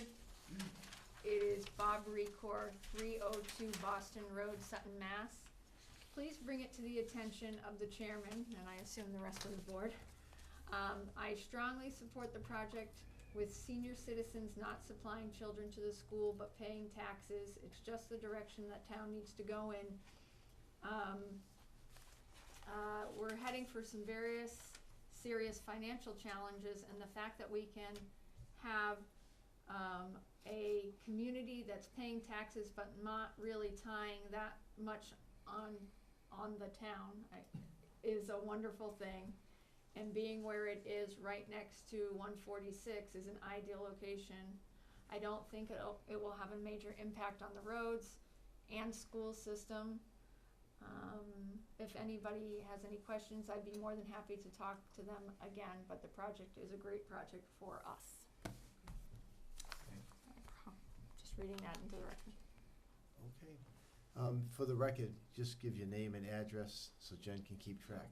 My name is Elaine Bush. I live on Fairway in the village. First of all, in that picture at the top, you're missing houses. Yeah, this was just the aerial photo at the time, so whatever was built at the time. Well, with all due respect, it's not the way, the houses that you don't have on there were the first ones built. Okay, which are where? Will be on you have all the houses on the left-hand side of Fairway. Yep. There's 6 of them on the right side that you don't have in that photo, and those were the first ones built. Yeah. Secondly, the traffic study was taken in January. It did not take into consideration what happens at Pleasant Valley over the months between April and December, which greatly increases the traffic flow. And thirdly, it's the water. The water they're proposing to use taps off of our water lines through private roads. So there's going to be an issue with that, I'll guarantee you that. Thank you. If I could just real quickly, Ms. Monk, or would you rather? We can do everyone else. There'll be plenty of other meetings. Yeah, if someone took the time to come, I'd rather hear from them. That's fine. All right, don't that's take fine. that wrong. Yep. Plenty of meetings to Yep. answer. Anyone else? Yes, Hi, thank you. Clara Kim, 9 Stone Circle. If you take a look at the lot, the site map for a sec. This one? Yeah, there's some sections that are R1 on those lots, right? Yep. And I'm assuming that has the 50% open space requirement, the maximum open space requirement. What's the open space in those sections on those lots? The 50% is actually in the Route 146, which seems What's to the be R1? 35%. What's the, do you know what the open space is on those sections? Because those are the ones abutting Well, the, we're doing 85% on everything. I so understand, I mean the. 50% is required up here, 35% is required in the R1, and we're doing 85%. I understand the overall, but the sections that are closest to the abutters, I was wondering if you know the open space requirement on that R1 section. No, we did not break it out just by that. So this is one whole filing, so it's, yeah, I don't know the per zone. Sounds like a homework assignment. Thank you. All right. Yeah, this is about 15 acres over here that's in the R1 zone. And this whole area right here of development is less than 5 acres, so it would be about 2.5 acres of 17 is covered, but, so it's still well in excess of the 35%. But we could get that number. What questions from the public? Yes, name please. My name is Tim Perry, I live on Burnap, this abuts the backyard of my property. Okay, Tim. Couple of my questions were, which I brought up at the meeting over at The backyard. PV, which one of them was the road study. I know they did it down on Armsby Road, and they did it down there, like you said, in the time of year it is. I brought up at the meeting telling him, everybody from the villas, since they've been building the villas, they come out and they go up Burnett Road. Because anybody that wants to go northbound, they go up, they turn around, it's easier to go out. It's not easier because it's to take a left and a right, it's just easier in general. Because anybody coming from the golf course or anything in general, everybody goes up that street. For the past 10, 15 years, since they've been doing all this work over there, I see a huge difference on traffic on my street. I just would like another study, which we had talked about at his meeting, just because it's not, I think this is gonna generate a lot more traffic on my street, for one. Is this project gonna decrease the value of my property? Because now it's low income, it's a lower housing, you know, I mean, I'm not saying my house is the Taj Mahal, but I'm just saying in general, is this gonna bring the value of my property down? I know they've been, for the past 10 years, I've been hearing, all I hear is nail guns going and everything. When I came to the town, I wanted a nice quiet town. I've lived in that house for over 15 years. So I wanna keep a nice, peaceful town. This sounds like this is right in my backyard. My house is one of the houses that this project abuts right in the back. One of these? Eleven. Yes, right there. The one that abuts it right in the back. He's talking walking paths right through my backyard, woods, it's their property. But that's my, I know what you're saying, yeah. Yeah. So I'm trying to find out exactly, I know they say they're gonna do this. I remember when they were gonna put up, assisted living high rises back there, and they were talking about cleaning the ponds up because of like the mosquitoes and this and that, because of all the beavers. I mean, I don't know if they can, conservation-wise, clean up the ponds, but it is an eyesore when you drive down there because you got all the beavers and all this stuff dropping stuff in there. He's thinking about skating and stuff like that. If they clean it up and make it look neat, I think that's a good thing. But I would like another study for that. I know he said he's doing private septic systems on site. Do they have anything down the pipeline if these systems can't handle the capacity that these houses you know, they put in, what, 86 units? I think I read 86 units. Can their septic systems handle this if it doesn't happen down the road? Because I know somebody from the other meeting said the sewer is stopped on the property of the villas, it's not out onto Armsby Road. And, I mean, is there any things where they can go to the association, so if they have these problems, can they tie in later? And, you know, I'm just looking out down the road, trying to figure out a couple different things. Thank you for coming, and that's the purpose of the hearing, and when you bring, and anyone else, you bring something up, it's his job to come back with some answers, and I hear everything you're saying. Please keep coming to the meetings. If the project moves forward, you're gonna have a neighbor, and you wanna make sure that everything that you want addressed is addressed before they start, if they can address that stuff. And the idea of the traffic, I hear what you're saying, that, I think when this was in its infancy as an idea, they just hire a traffic engineer to come up with numbers, and I live in town too. I never go down to 140, I sneak out the other way, cause I don't wanna deal with the light. That's my personal problem. So maybe another study that's gonna be done, and really focuses on, this part of Sutton would be helpful. We'll answer some questions for you. Okay. Anyone else? As a person that, Monica McKinney, I'm also on the board at the Villas. Thanks for coming. Thank you. Also as a runner and pedestrian that walks a lot of those roads on a daily basis, I would say huge concern. Just now you see the increase in traffic. Really?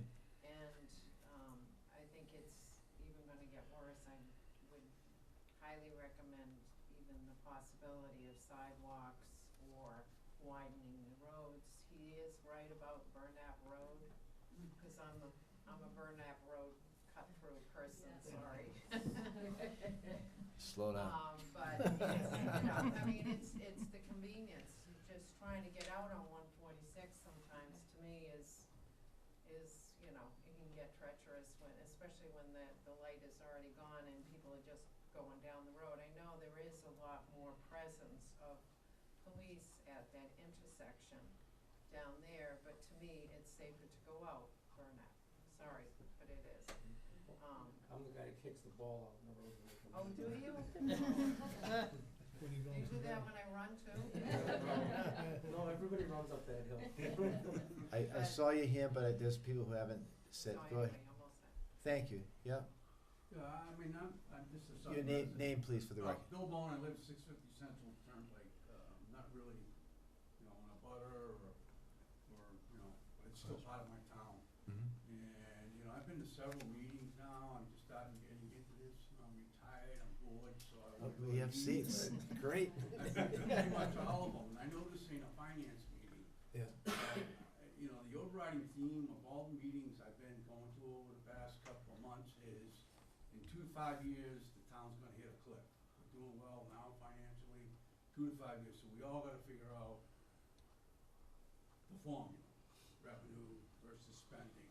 And my question is, to that point would be, you know, is any study been done, okay, Bill and Nat's gonna bring revenue in to the town, but like the gentleman here said, is his property value gonna go down? And if his property value goes down, does it get assessed at a lower rate? And what is the impact of all that? What is the net of the whole thing, of the whole project? That's the only question I have. That's why people usually don't run for the planning. It's hard to make a plan for the future that actually comes true. I know, I'm not. But we're doing the best we can. I got it, but I just wanna. Yeah, no, thank you for bringing that up, though, that's important. And anyone else that hasn't spoke? Then you get to speak again. Okay, thank you. Just one more comment. I did speak with Jen. I came up and asked her about doing another traffic study, and also including Burnap and including the upper end of Armsby. And also a site study, because some of when you're pulling out certain streets, like the reason why I use Burnap, I apologize. I can't see don't know what's coming up. I don't know what's coming up Armsby toward the club. So it's easier for me to go with the flow and up, and then go down 146. And that's a big concern. I totally agree with that. And I did talk to Jen about that, and I asked her as well about a site study as well. Thank you. Thank you. And that makes me remind all of you that you do all pay taxes, and because you pay taxes, you have a town planner. She's marrying her son later this week, but she's marrying him off, I'm sorry. She won't be around this week, but anytime you wanna come up to the town, and actually, she's very available, and makes herself available. And I find myself constantly reminding people that that's what she's paid for. You got a question, you come up and ask her, and she's supposed to give you an answer or get back to you. So she's a resource that we have that I don't think a lot of other towns don't have that. So I give her an A in terms of the feedback I get, that she's accessible and she can answer questions and explain why we're doing something that doesn't make sense. And that is her job, but this week she's busy. After tomorrow, I'm busy. Any other questions from the public? Back to the board. There's a few comments we should read into the record from some of the departments. Do we,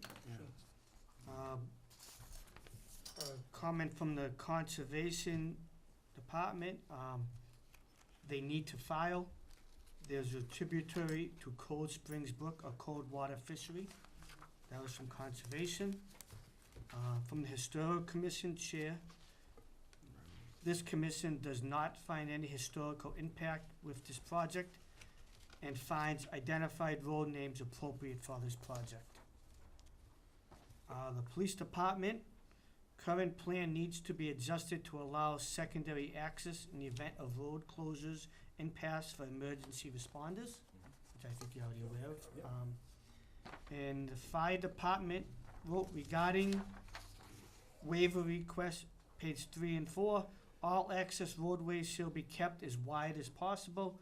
We are okay with 24 feet width. When necessary, it can be dropped down to 22 feet in some areas, but that should be kept to a minimum. All geo-block access roads and T-type turnarounds shall be the HS20 construction due to the size and weight of our fire apparatus. I think you're probably aware of these. Anyone else on the board?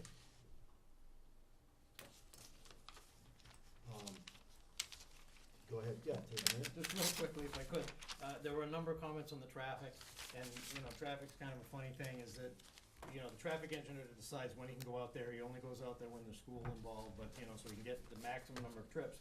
But what he's doing is he's seeing what the number of trips are on the road today, the day he does his study.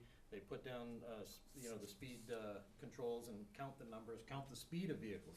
So, that's done at a certain point in time, and then based on trip generation numbers for this type of unit, he generates how many vehicles are gonna come from this project, which I gave you those numbers. So if you wait and go out there when golf season is active, the number of vehicles on this road is gonna go, let's say it's 100 now, it goes to 200 or 300.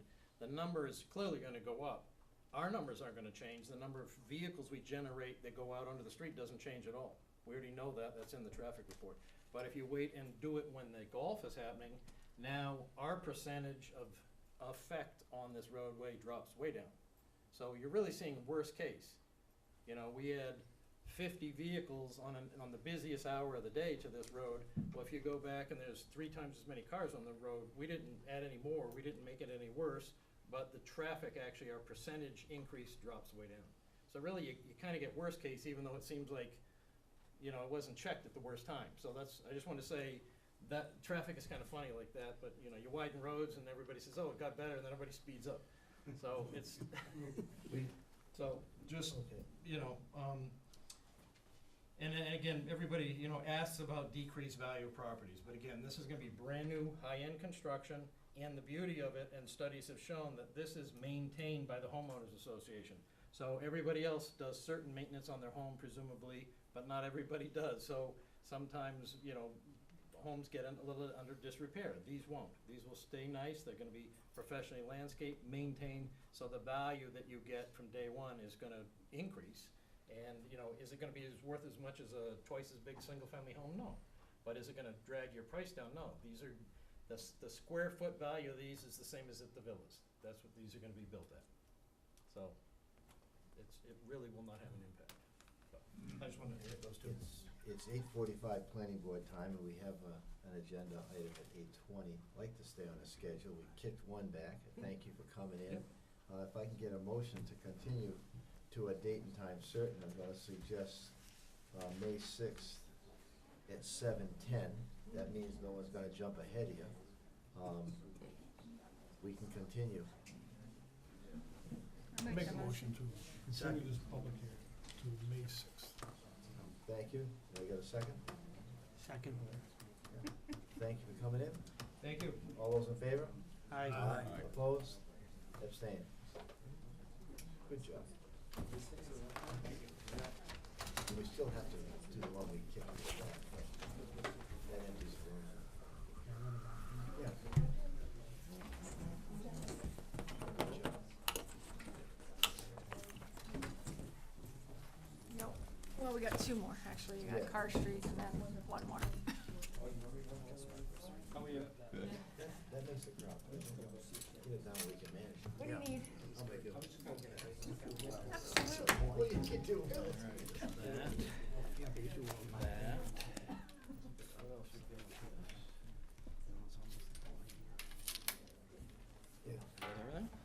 Yep. Thank you very much. Yep. Good night. Thanks, good job.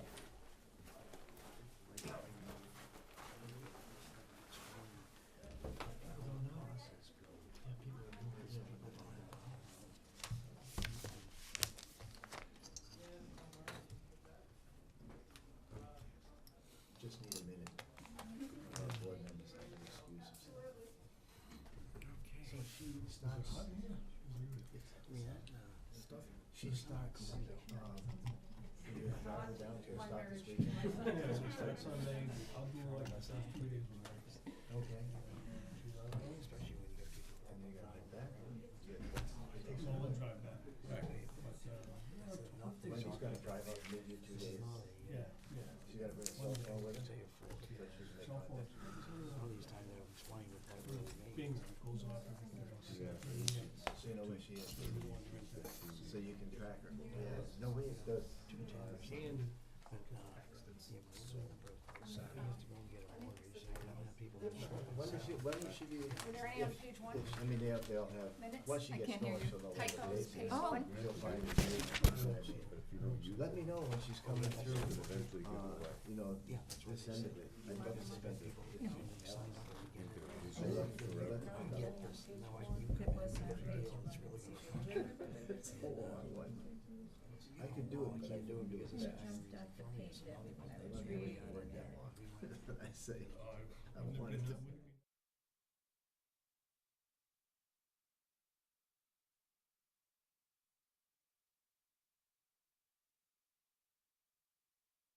A big deal, you know, but. Hey, we're all back? Where the hell that was 4 years ago. 8:20 planning board time. We have a public hearing scheduled for solar at 16 Cod Street. Sorry, we're a little late, but did the best I could. Keep us moving. All right, who's reading that notice? Oh, geez, Mike is. Well, good. Thanks to everybody. Hey, hand me Bill, let Bill read that. Sure. Now I have to, Reskip. In accordance with the provisions of section 3A4 use table, I'm taking a guess 1H-3 and 4C, site plan review of the Sutton zoning bylaw. The esteemed planning board will hold a public hearing on the application of Lumens Holding 3 LLC of Short Hills, New Jersey. The applicant proposes construction of a 250 kilowatt AC, whatever, small ground mounted solar photovoltaic installation, and associated site and utility work on property owned by Steve, I'm sorry, Zyjek, Gizik, was it? Gizik, Dezek, not too bad, at 16 Carr Street. The hearing on this application will be held in the third floor meeting room of the Town Hall on Monday, April 8th, 2019 at 8:20 PM. Mr. Chairman, if I could just intercede. I made a typo on this hearing notice. It is not a 250 kW AC system, it is a 240 kW AC system. The reason I'm calling that to your attention is because I want to make it clear that per the solar bylaws the town's residents adopted several years ago, probably 6 or 7 years ago, maybe longer, in accordance with state law, you cannot prohibit ground-mounted solar installations in your town in Massachusetts. What you have the ability to do is to regulate them, and part of that regulation can be choosing what size systems should be allowed anywhere and what size systems should only be allowed in portions of town. In accordance with what other towns were doing at the time and in accordance with case law rulings, the town's people at the time chose 250 kilowatts or greater could only be in the business districts, the industrial districts, and the office light industrial districts. And if you had less than 250 kW, so 249,999, then you can go in any district. At the time, that was about an acre of panels. The technology has already improved a little bit, so that's actually a little less than an acre of panels at this time. So that use cannot be, you cannot require a special permit for that.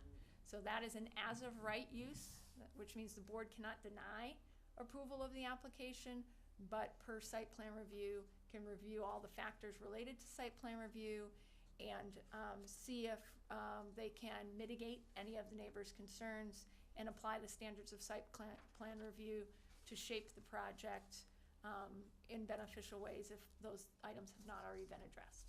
So I just wanted to lead right off with that because obviously this project on a larger scale, a 1 megawatt scale, was part of a town meeting a little while ago, and I'm sure some people are confused to kind of see it back. And the reason it's back is because it's been shrunken to a size that is allowed as of right now and does not require town meeting action. Okay? Thanks. It's all yours. Thank you, Jen. Good evening, everybody. Welcome back. Welcome back, yeah. My name's Andre Joseph. I'm with Omni Novitas. We're a solar developer based in Boston. This is a project, as Jen said, that we introduced last year. Initially, we were looking to do a 1 megawatt project, which is about 5 acres. That went to town meeting, got voted down. So after going back with the landowner and the utilities, we decided to bring it down to a 240 kW AC, which is about a quarter of that size. So we've gone through the whole process again. We've hired Andrews Engineering to help us with the local approvals. I'll let Travis take it from here. Good evening, for the record, Travis Brown of the Andrews Survey and Engineering. So as Andre mentioned, this is a 240 kilowatt system. It's in the rural residential district on a parcel that's about 13 acres. This parcel is an open field, so as part of this application, there's no tree clearing or anything like that. It'll be placed within that field. There'll be some minor grading to be able to level out that field. There's a little bit of a depression in the middle of it. There's a 7-foot chain link fence, black vinyl chain link fence that will encompass the system with a gravel access. Typical of these systems that will provide access for fire, emergency, and then general maintenance of the facility. So we're outside of the 100-foot buffer zone on this project, so there'll be no conservation submittal. We've received comments from Graves Engineering. We've provided them revisions. We got a clean letter back today that everything was addressed. Also provided comments by Jen. We have responded and provided a memo back to Jen. I believe all items have been addressed. So as Jen mentioned, it's a by right application and looking for any comments or questions from the board. Okay. In case anyone came late, how it works is the applicant makes his presentation, I ask the board if they have any questions, then I ask the public if you have any questions, and then it comes back to us again, because your questions sometimes make us start thinking, and then we move forward with a vote. If we can't tighten it, I anticipate that we probably will, but I never know until we get here. So, from the board, any questions? Comments? No? Okay, if you speak, need your name and your address for the record, that's all. Any comments from the public? Thanks for coming in. Thanks for welcoming. My name is Bill Karkin. I live at 22 Carr Street. I'm the butter to the far side of the property. The question I have is more for the board than it is for the developers. One is, there's actually two questions. One is there any provisions to keep the property from being subdivided and another 240 kilowatt farm being built adjacent to it? And this. Good, good good. question. Yeah, I told you, that makes us ask questions. And I'm trying to think of what the second question was because I'm so good at this. Give me just one moment.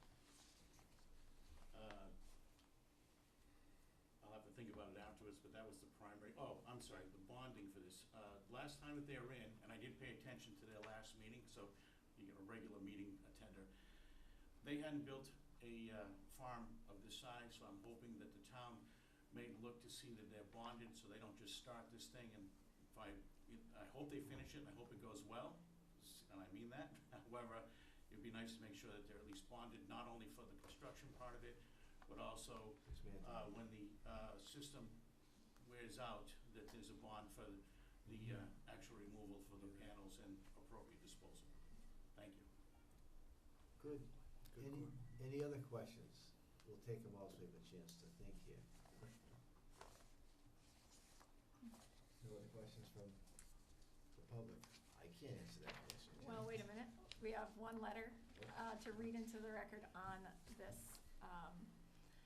It's from John and Joan Geis. I don't know how we say that. As an abutter, our primary concern about proposed solar array is that it not have a negative impact on the value of our property. We are also concerned about possible increase in our property taxes due to the solar installation.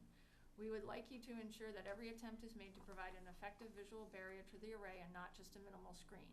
We understand that there may be issues concerning the height of the barrier blocking the useful solar rays. We would not like to be looking at a ground solar installation when we go out into our backyard. We would like to have some recourse in the event that the installation is completed and the visual barrier is not satisfactory. We would not like to have any signs, fences, or other visual items near the entrance to Carr Street. We do not want people driving by to think that this is anything other than a residential street.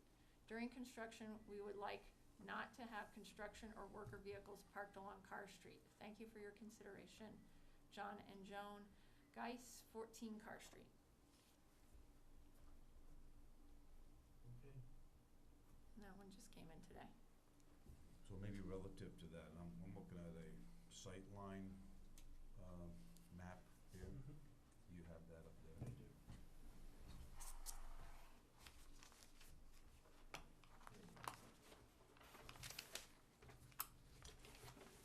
He's done this before.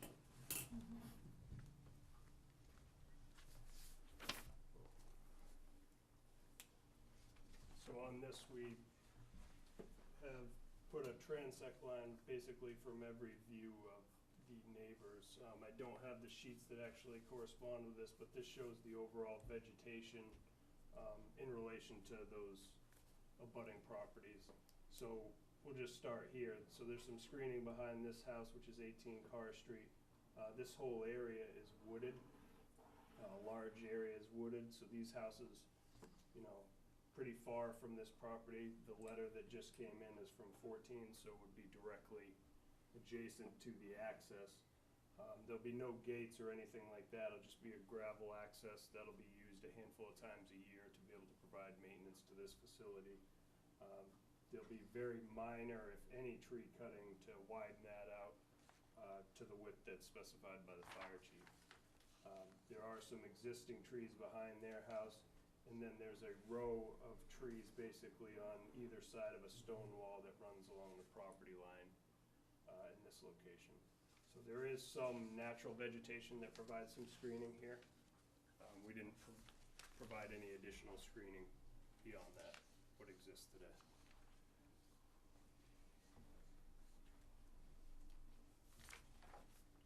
I just have one question for you.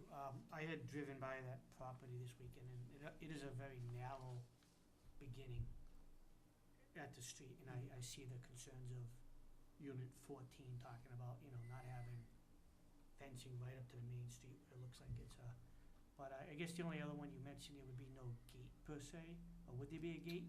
There would Because be a gate to the facility, but it would be back in this location. So Okay. Carr Street's here, there'd be nothing from Carr Street until that fence that Okay. goes around the facility. Travis, about how far off the road is the fence line?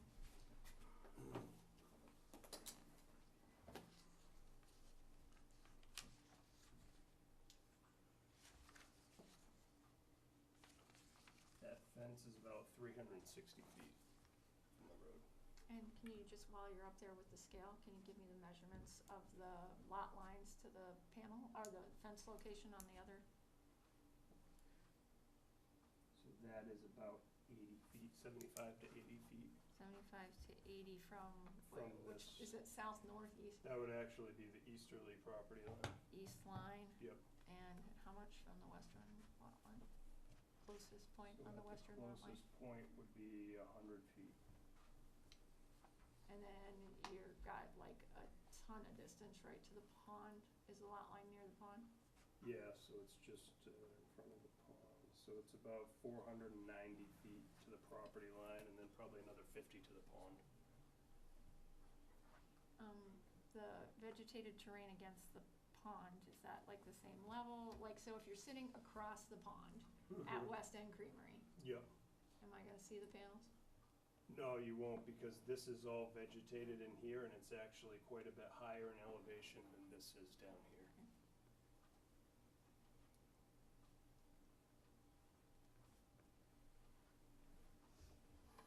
That was Mike, so this is in an old field, and it's down, you said? Yeah, so where the panels actually are, it's sloped both ways. So from the road, it slopes down to kind of a depression, and then from the panels towards Swan's Pond actually goes uphill again. So I'm sitting here thinking they're not gonna be able to see the panels, I don't think they will, no. without anything being planted. Right.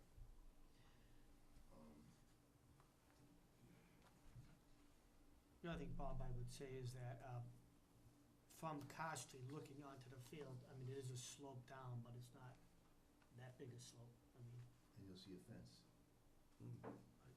Yeah, 360 feet back. Yeah, I mean, if you're driving down Carr Street, it's gonna be hard to be able to see in there unless you're Exactly. really looking at it, because it's so narrow and it's just gonna be a gravel drive. You have houses on either side that would screen you from looking in anyway. And the fence is, because they make you put a fence up so no kid For goes in and security. starts fooling around, that's the reason, that you have to have the fence. Right. Even, that's not an option. That's why they put the stuff in the fence, so you can't see through it, so you don't see the panels. Well, this is gonna be open fencing, cause it's so It's far open- back. It's open. Yeah, so it'd be black vinyl, But No slats. no privacy slats. no privacy slack, and that, That's typical of most solar. Because it starts to look like a behemoth when you put in the privacy Right. slats. It kind of looks doesn't like a help. big mass as opposed to, They have to be maintained. yes, which,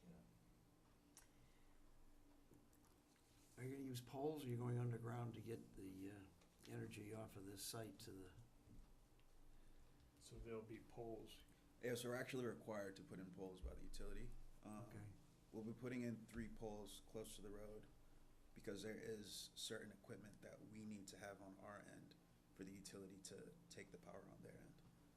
So I don't know if those are included in the plan.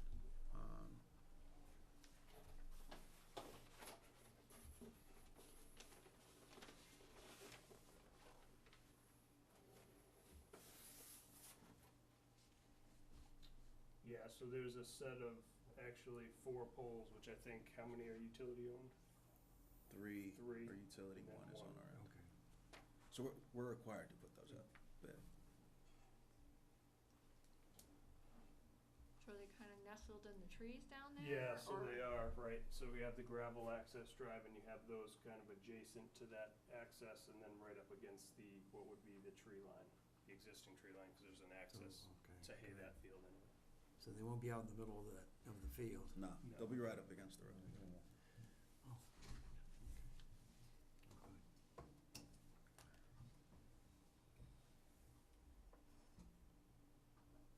Any other questions? Or suggestions? Well, you do have my memo dated March 29th. And I have proposed a list of 12, plus one, I got a sticky note, 13 minimum conditions.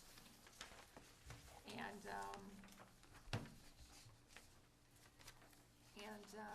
at least one of the conditions is a typical condition of the board, which deals with the board reserving the right to review this site post-installation and to kind of take a look at the site from the abutting roadways and from any high exposure neighbors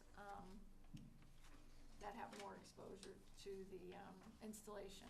Nothing in the bylaw says these installations will be invisible, but you want to soften that impact as much as you can. So one of the conditions I propose, I believe, yes, the board reserves the right to review site visibility post-construction and require plantings to achieve attended screening.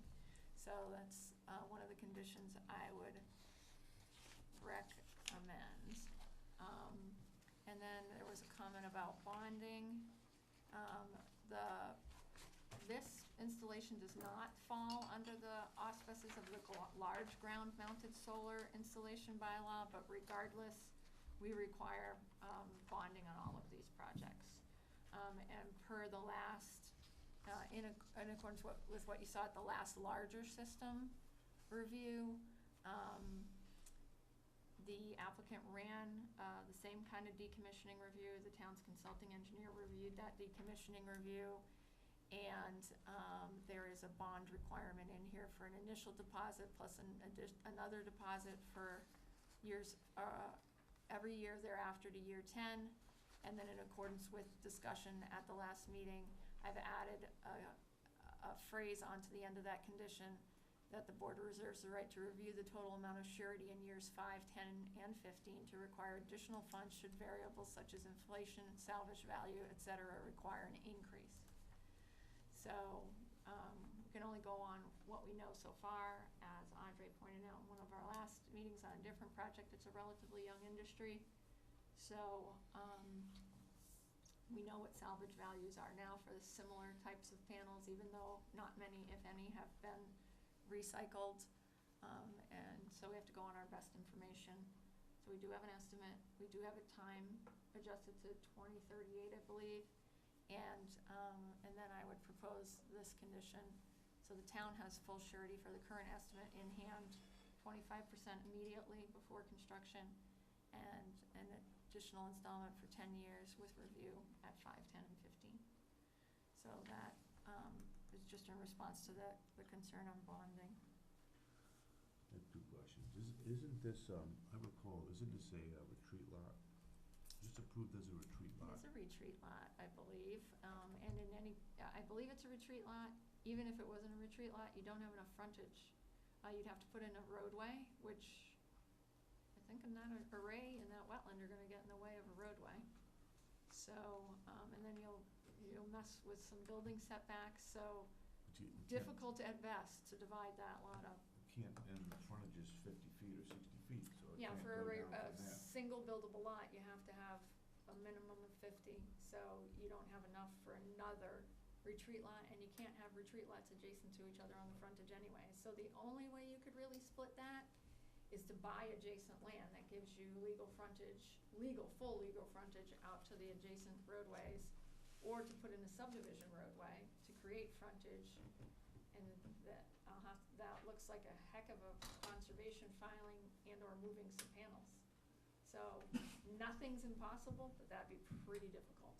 My other question is, where's the state relative taxes being able to be assessed by the town on their physical assets? As you know, there's been several towns that have appealed, or several installers that have appealed personal property tax, and they were initially granted, or have been granted relief. So there's as we stated at the last meeting, there are pieces of legislation now running through the houses to change that. In the meantime, this town's policy is to execute a pilot agreement pre-construction on all of these. Pilot agreement removes doubt. Once you execute the pilot agreement, you have a guaranteed amount of taxes coming in for the term of the pilot, that can't be exempted through the the appellate tax board process. So that's the Sutton's policy, is to negotiate pilots on these.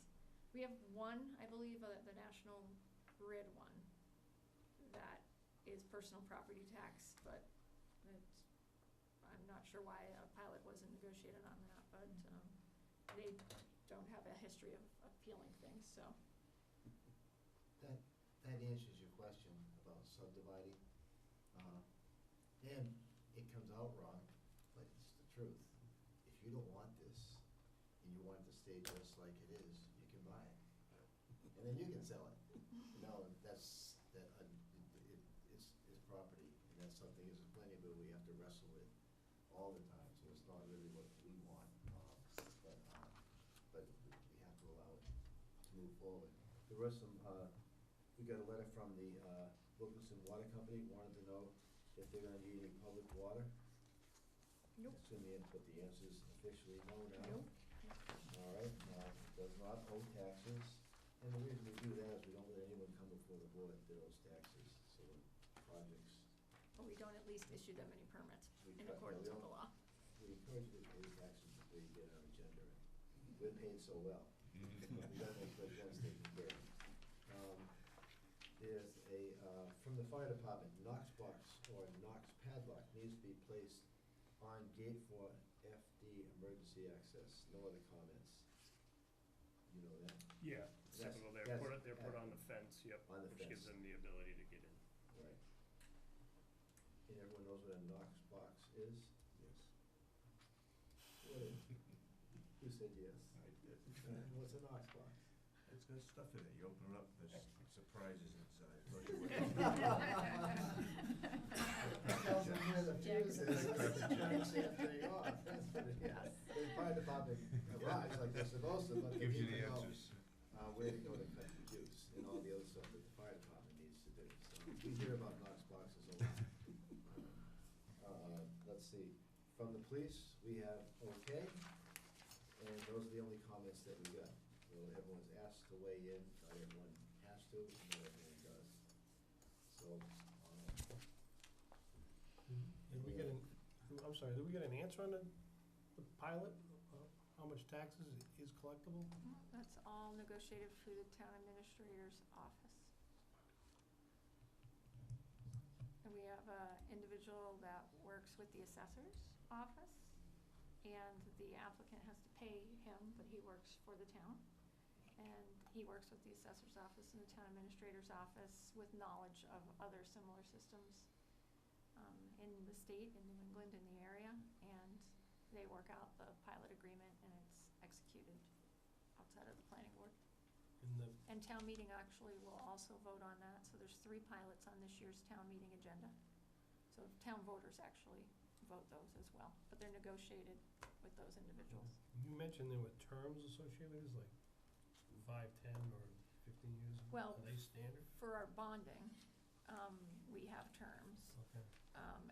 The pilot agreement as well? Yeah, the pilot agreement goes for so long. Again, I'm not an expert in any way, shape, or form on pilot agreements, but there is a term of each pilot agreement. Can't be for, Andrew, do you know, is it for the length of the use of the property, or is it? So we budgeted to account for the entire life of the project, so the full 20 years that it'll be running. Is that the service life of the panels, 20 years? Yeah, so the panels will be good for 20 years. The inverters typically need to get replaced maybe 14 to 15 years in, but that's something to also include into the budget as well. And then theoretically, the panels are replaced? So at the end of the term, the 20 years, we can either take the system apart, the landowner can keep the system, or you can renew it for another 5, 10, 15, 20. And at that point, given where technology is within the industry, the panels are getting better every couple years. It would definitely make sense. If we were to continue, renew the lease, it would make sense to replace the panels. Do all these conditions have to be read?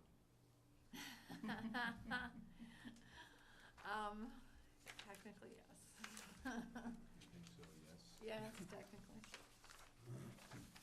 Oh, we have a hand, go ahead, your name? My name's Tim Perry from Thank Sutton. My question is, any of the, now you said the inverters and stuff like that, any of that have any of the hazardous stuff for the panels? Any of that with that? Is there any hazardous materials, you know, National Grid has the transformers and stuff like that, that is like hazardous to you, you know, they always blow up during storms. Is anything hazardous with this? No, there aren't any hazardous materials incorporated with the panels, inverters. It's all pretty clean. Is there transformers or anything like that? So there will be one transformer. We'll need that to actually convert the power over to the grid side, but there aren't any hazardous materials incorporated with So that. the transformers have no hazardous or anything No. like that? Okay. I just didn't know if that, you know, for like when they do the cleanup, you know, you're bonded for the cleanup, because that was one of the questions I would've asked. Yeah. When you're bonded for the cleanup, if there was, you know, that's something they'd have to take in consideration if it was down the road, but, thank you. Yeah, thank you. And to answer Bill's question before too, you're actually prohibited from subdividing parcels to do 3 separate solar projects. I know in New York you could do that, so some people are going wild out there, but they're smart in Massachusetts. And Yeah, you're Sutton, we're real smart. We have well water. We can't explain what we're smart. Okay. I'll take a motion to approve, if someone wants to make that motion with conditions. And then I'd like to add one more when whoever gets done I would like reading to them add all. one too. All right, I'll make the motion that we approve with conditions. okay, need a second. Second. Okay, we got a second. Hearing that, Wait, You gotta read them. you gotta read them. gotta read them all off. Yeah. Go ahead, Mike. But wait, before you start though, she has one and I have one. You want to do yours first? Yeah, Well, I don't wanna say it, you're gonna read it, right? yep, you can start. So I think we need, a pilot agreement needs to be affected by the town, preempting tax relief of the project assets. Get a chance to say that again. Faster.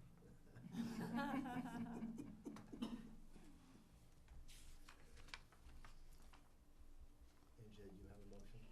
I have another condition, yes. The facility access drive fencing gates shall be maintained year-round to ensure security, aesthetics, and safe and adequate access. There is a note almost identical to that on the plan, but it's really, really little, and I think it should also be a condition of approval.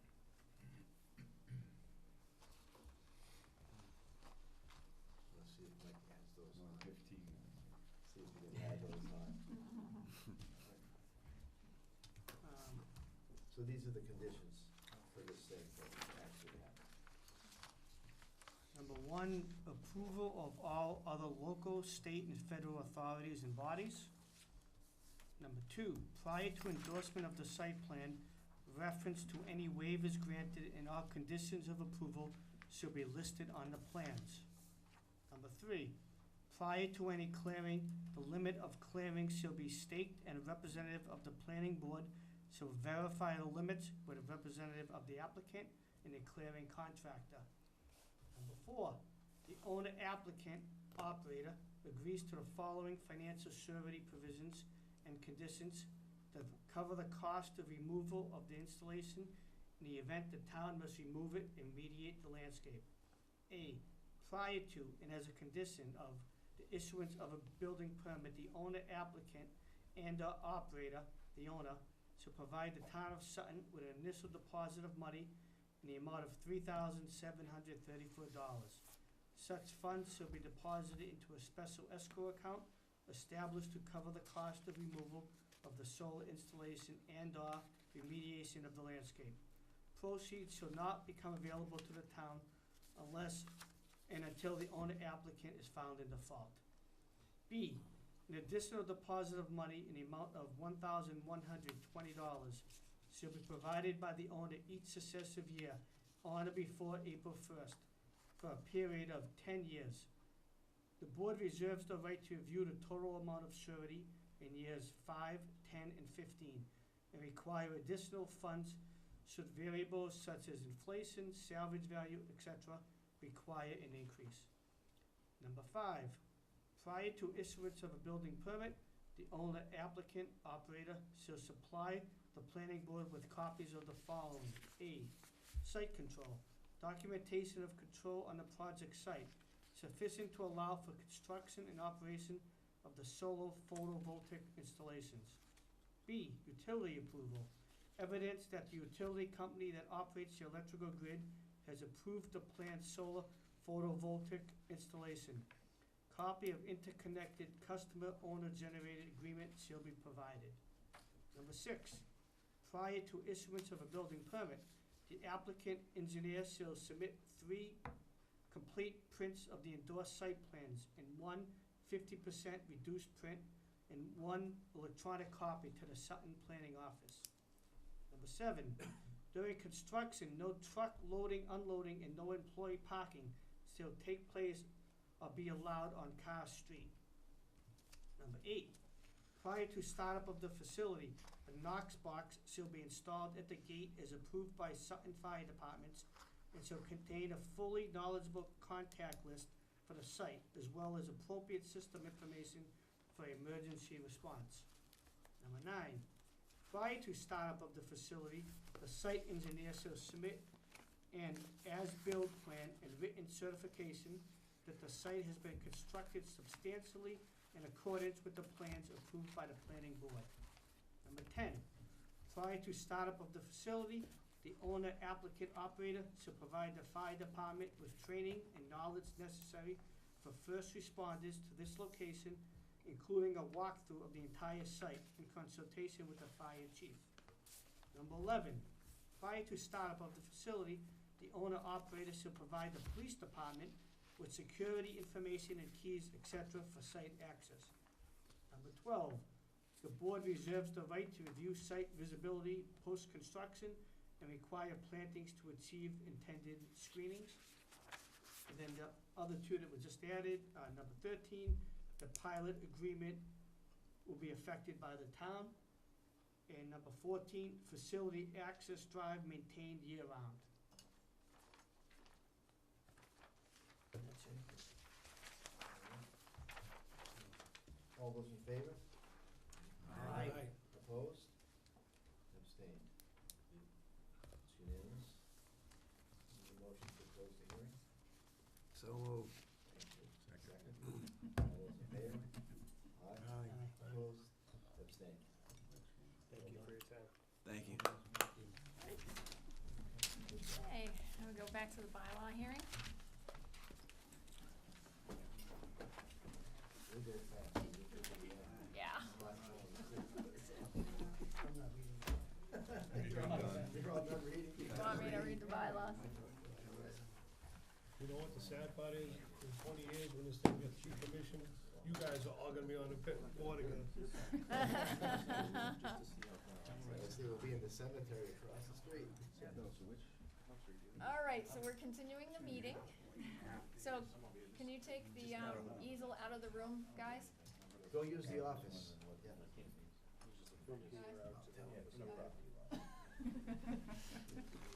Is there still more meetings happening? Yes. Oh my God. Bring it right, It's on yet. bring it right into Hey, the I'm office. still way So- ahead of midnight where I Don't thought it leave. might be. Get a question, don't leave. Just bring it right in the office, so you don't have to close the door. All right? You can't You close won't. the do a good job.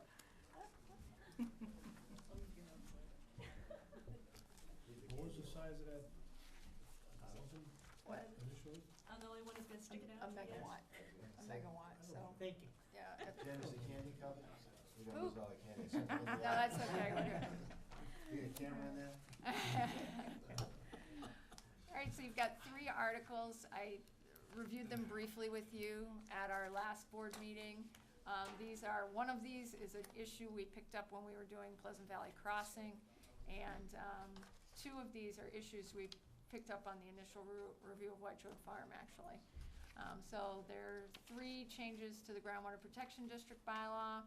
The first one is just housekeeping. If you read the opening sentence above the use regulation section of the Groundwater Protection District bylaw, it makes no sense with what's in the section. So the change that's proposed there is just rewording that paragraph so you know when you read it, you know what section you're in and what's coming up. So number 2 clarifies what we found out in the Pleasant Valley Crossing review, which was, if you look on the prohibited uses, so the use table is split into permitted, prohibited, special permit. So if you're prohibited, you're just prohibited. If you're special permit, you have to apply for the permit and get one. And if you're permitted, you're just permitted. You don't have to get a permit or anything else under this section. If you look at prohibited uses, business and industrial uses are prohibited if they're not hooked in to public sewer. So, but they're not specifically listed as permitted if they're on public sewer. So the board, we did a kind of a quasi-legal review, kind of looked at it and said, all right, clearly the intent was that if we're prohibited, if we're not on the system, we're permitted if we're on the system. Especially if you look at the breadth of a groundwater protection district, there's no way the intent was to prohibit uses that are otherwise allowed in the use table in all groundwater districts. That would just be crazy. So all this number 2 does is say basically how we've been practicing it all, in the last many years, which is any use that is otherwise allowed per the use table within the groundwater district is permitted unless it is specifically in the prohibited section or in the section where you need that extra layer of special permitting.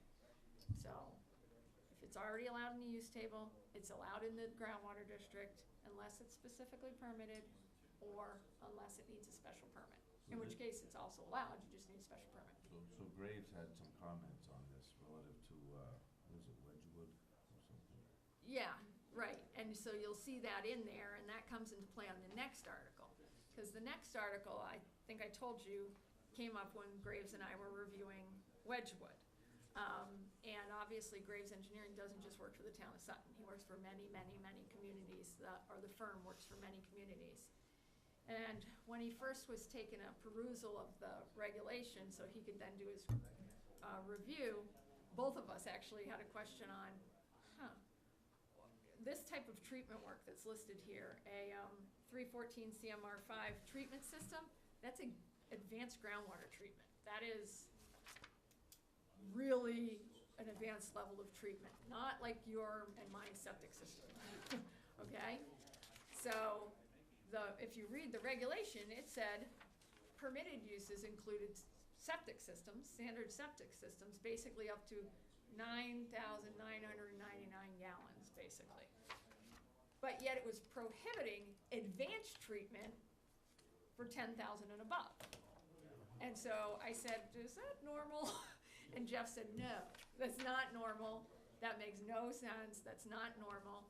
The 999, 10,000 cutoff is a state, they concocted that. So you can't change where the cutoff is between, if it's this much or less, you can put it in a standard septic system, and this much or more, you have to have advanced treatment. So we can't mickey with that.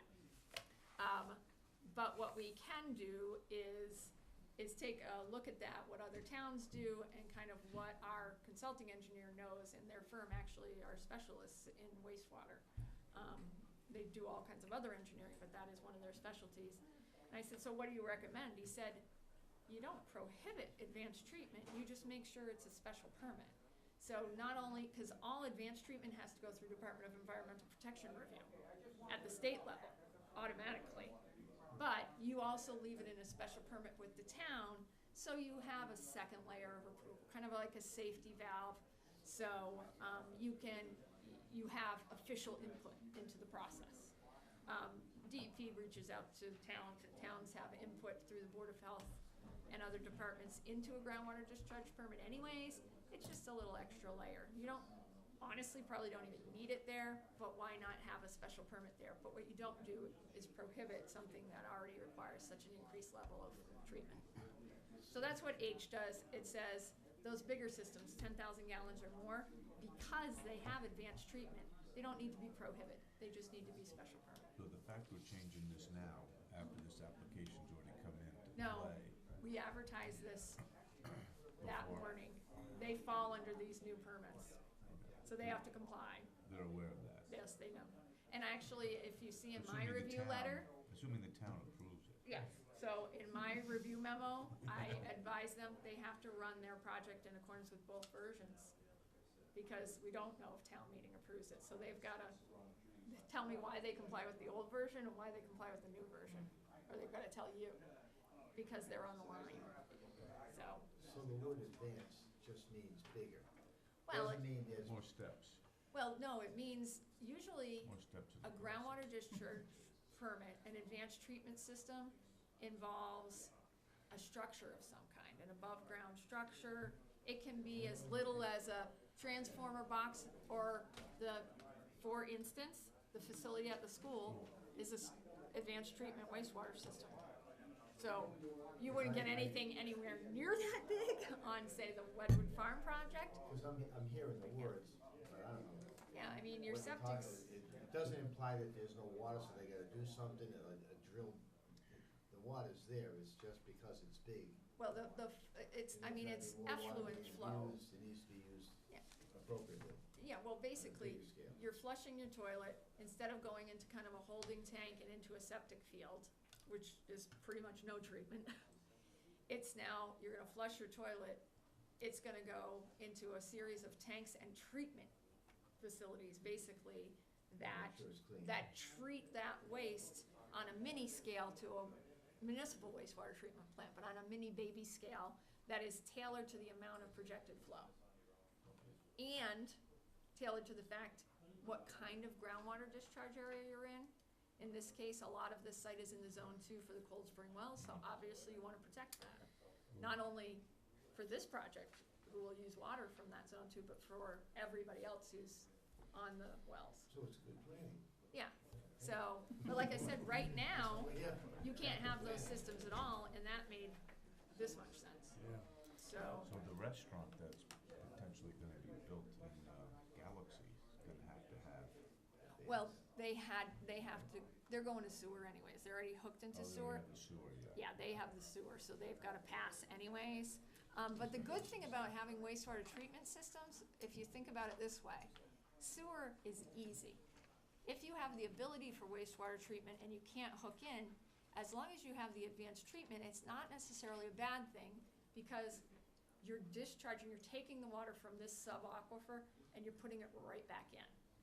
Whereas if you send it by sewer to Upper Blackstone, Pump it. it eventually, it eventually So one comes, can't handle it. right, and it eventually, Hey. It spills yeah. out.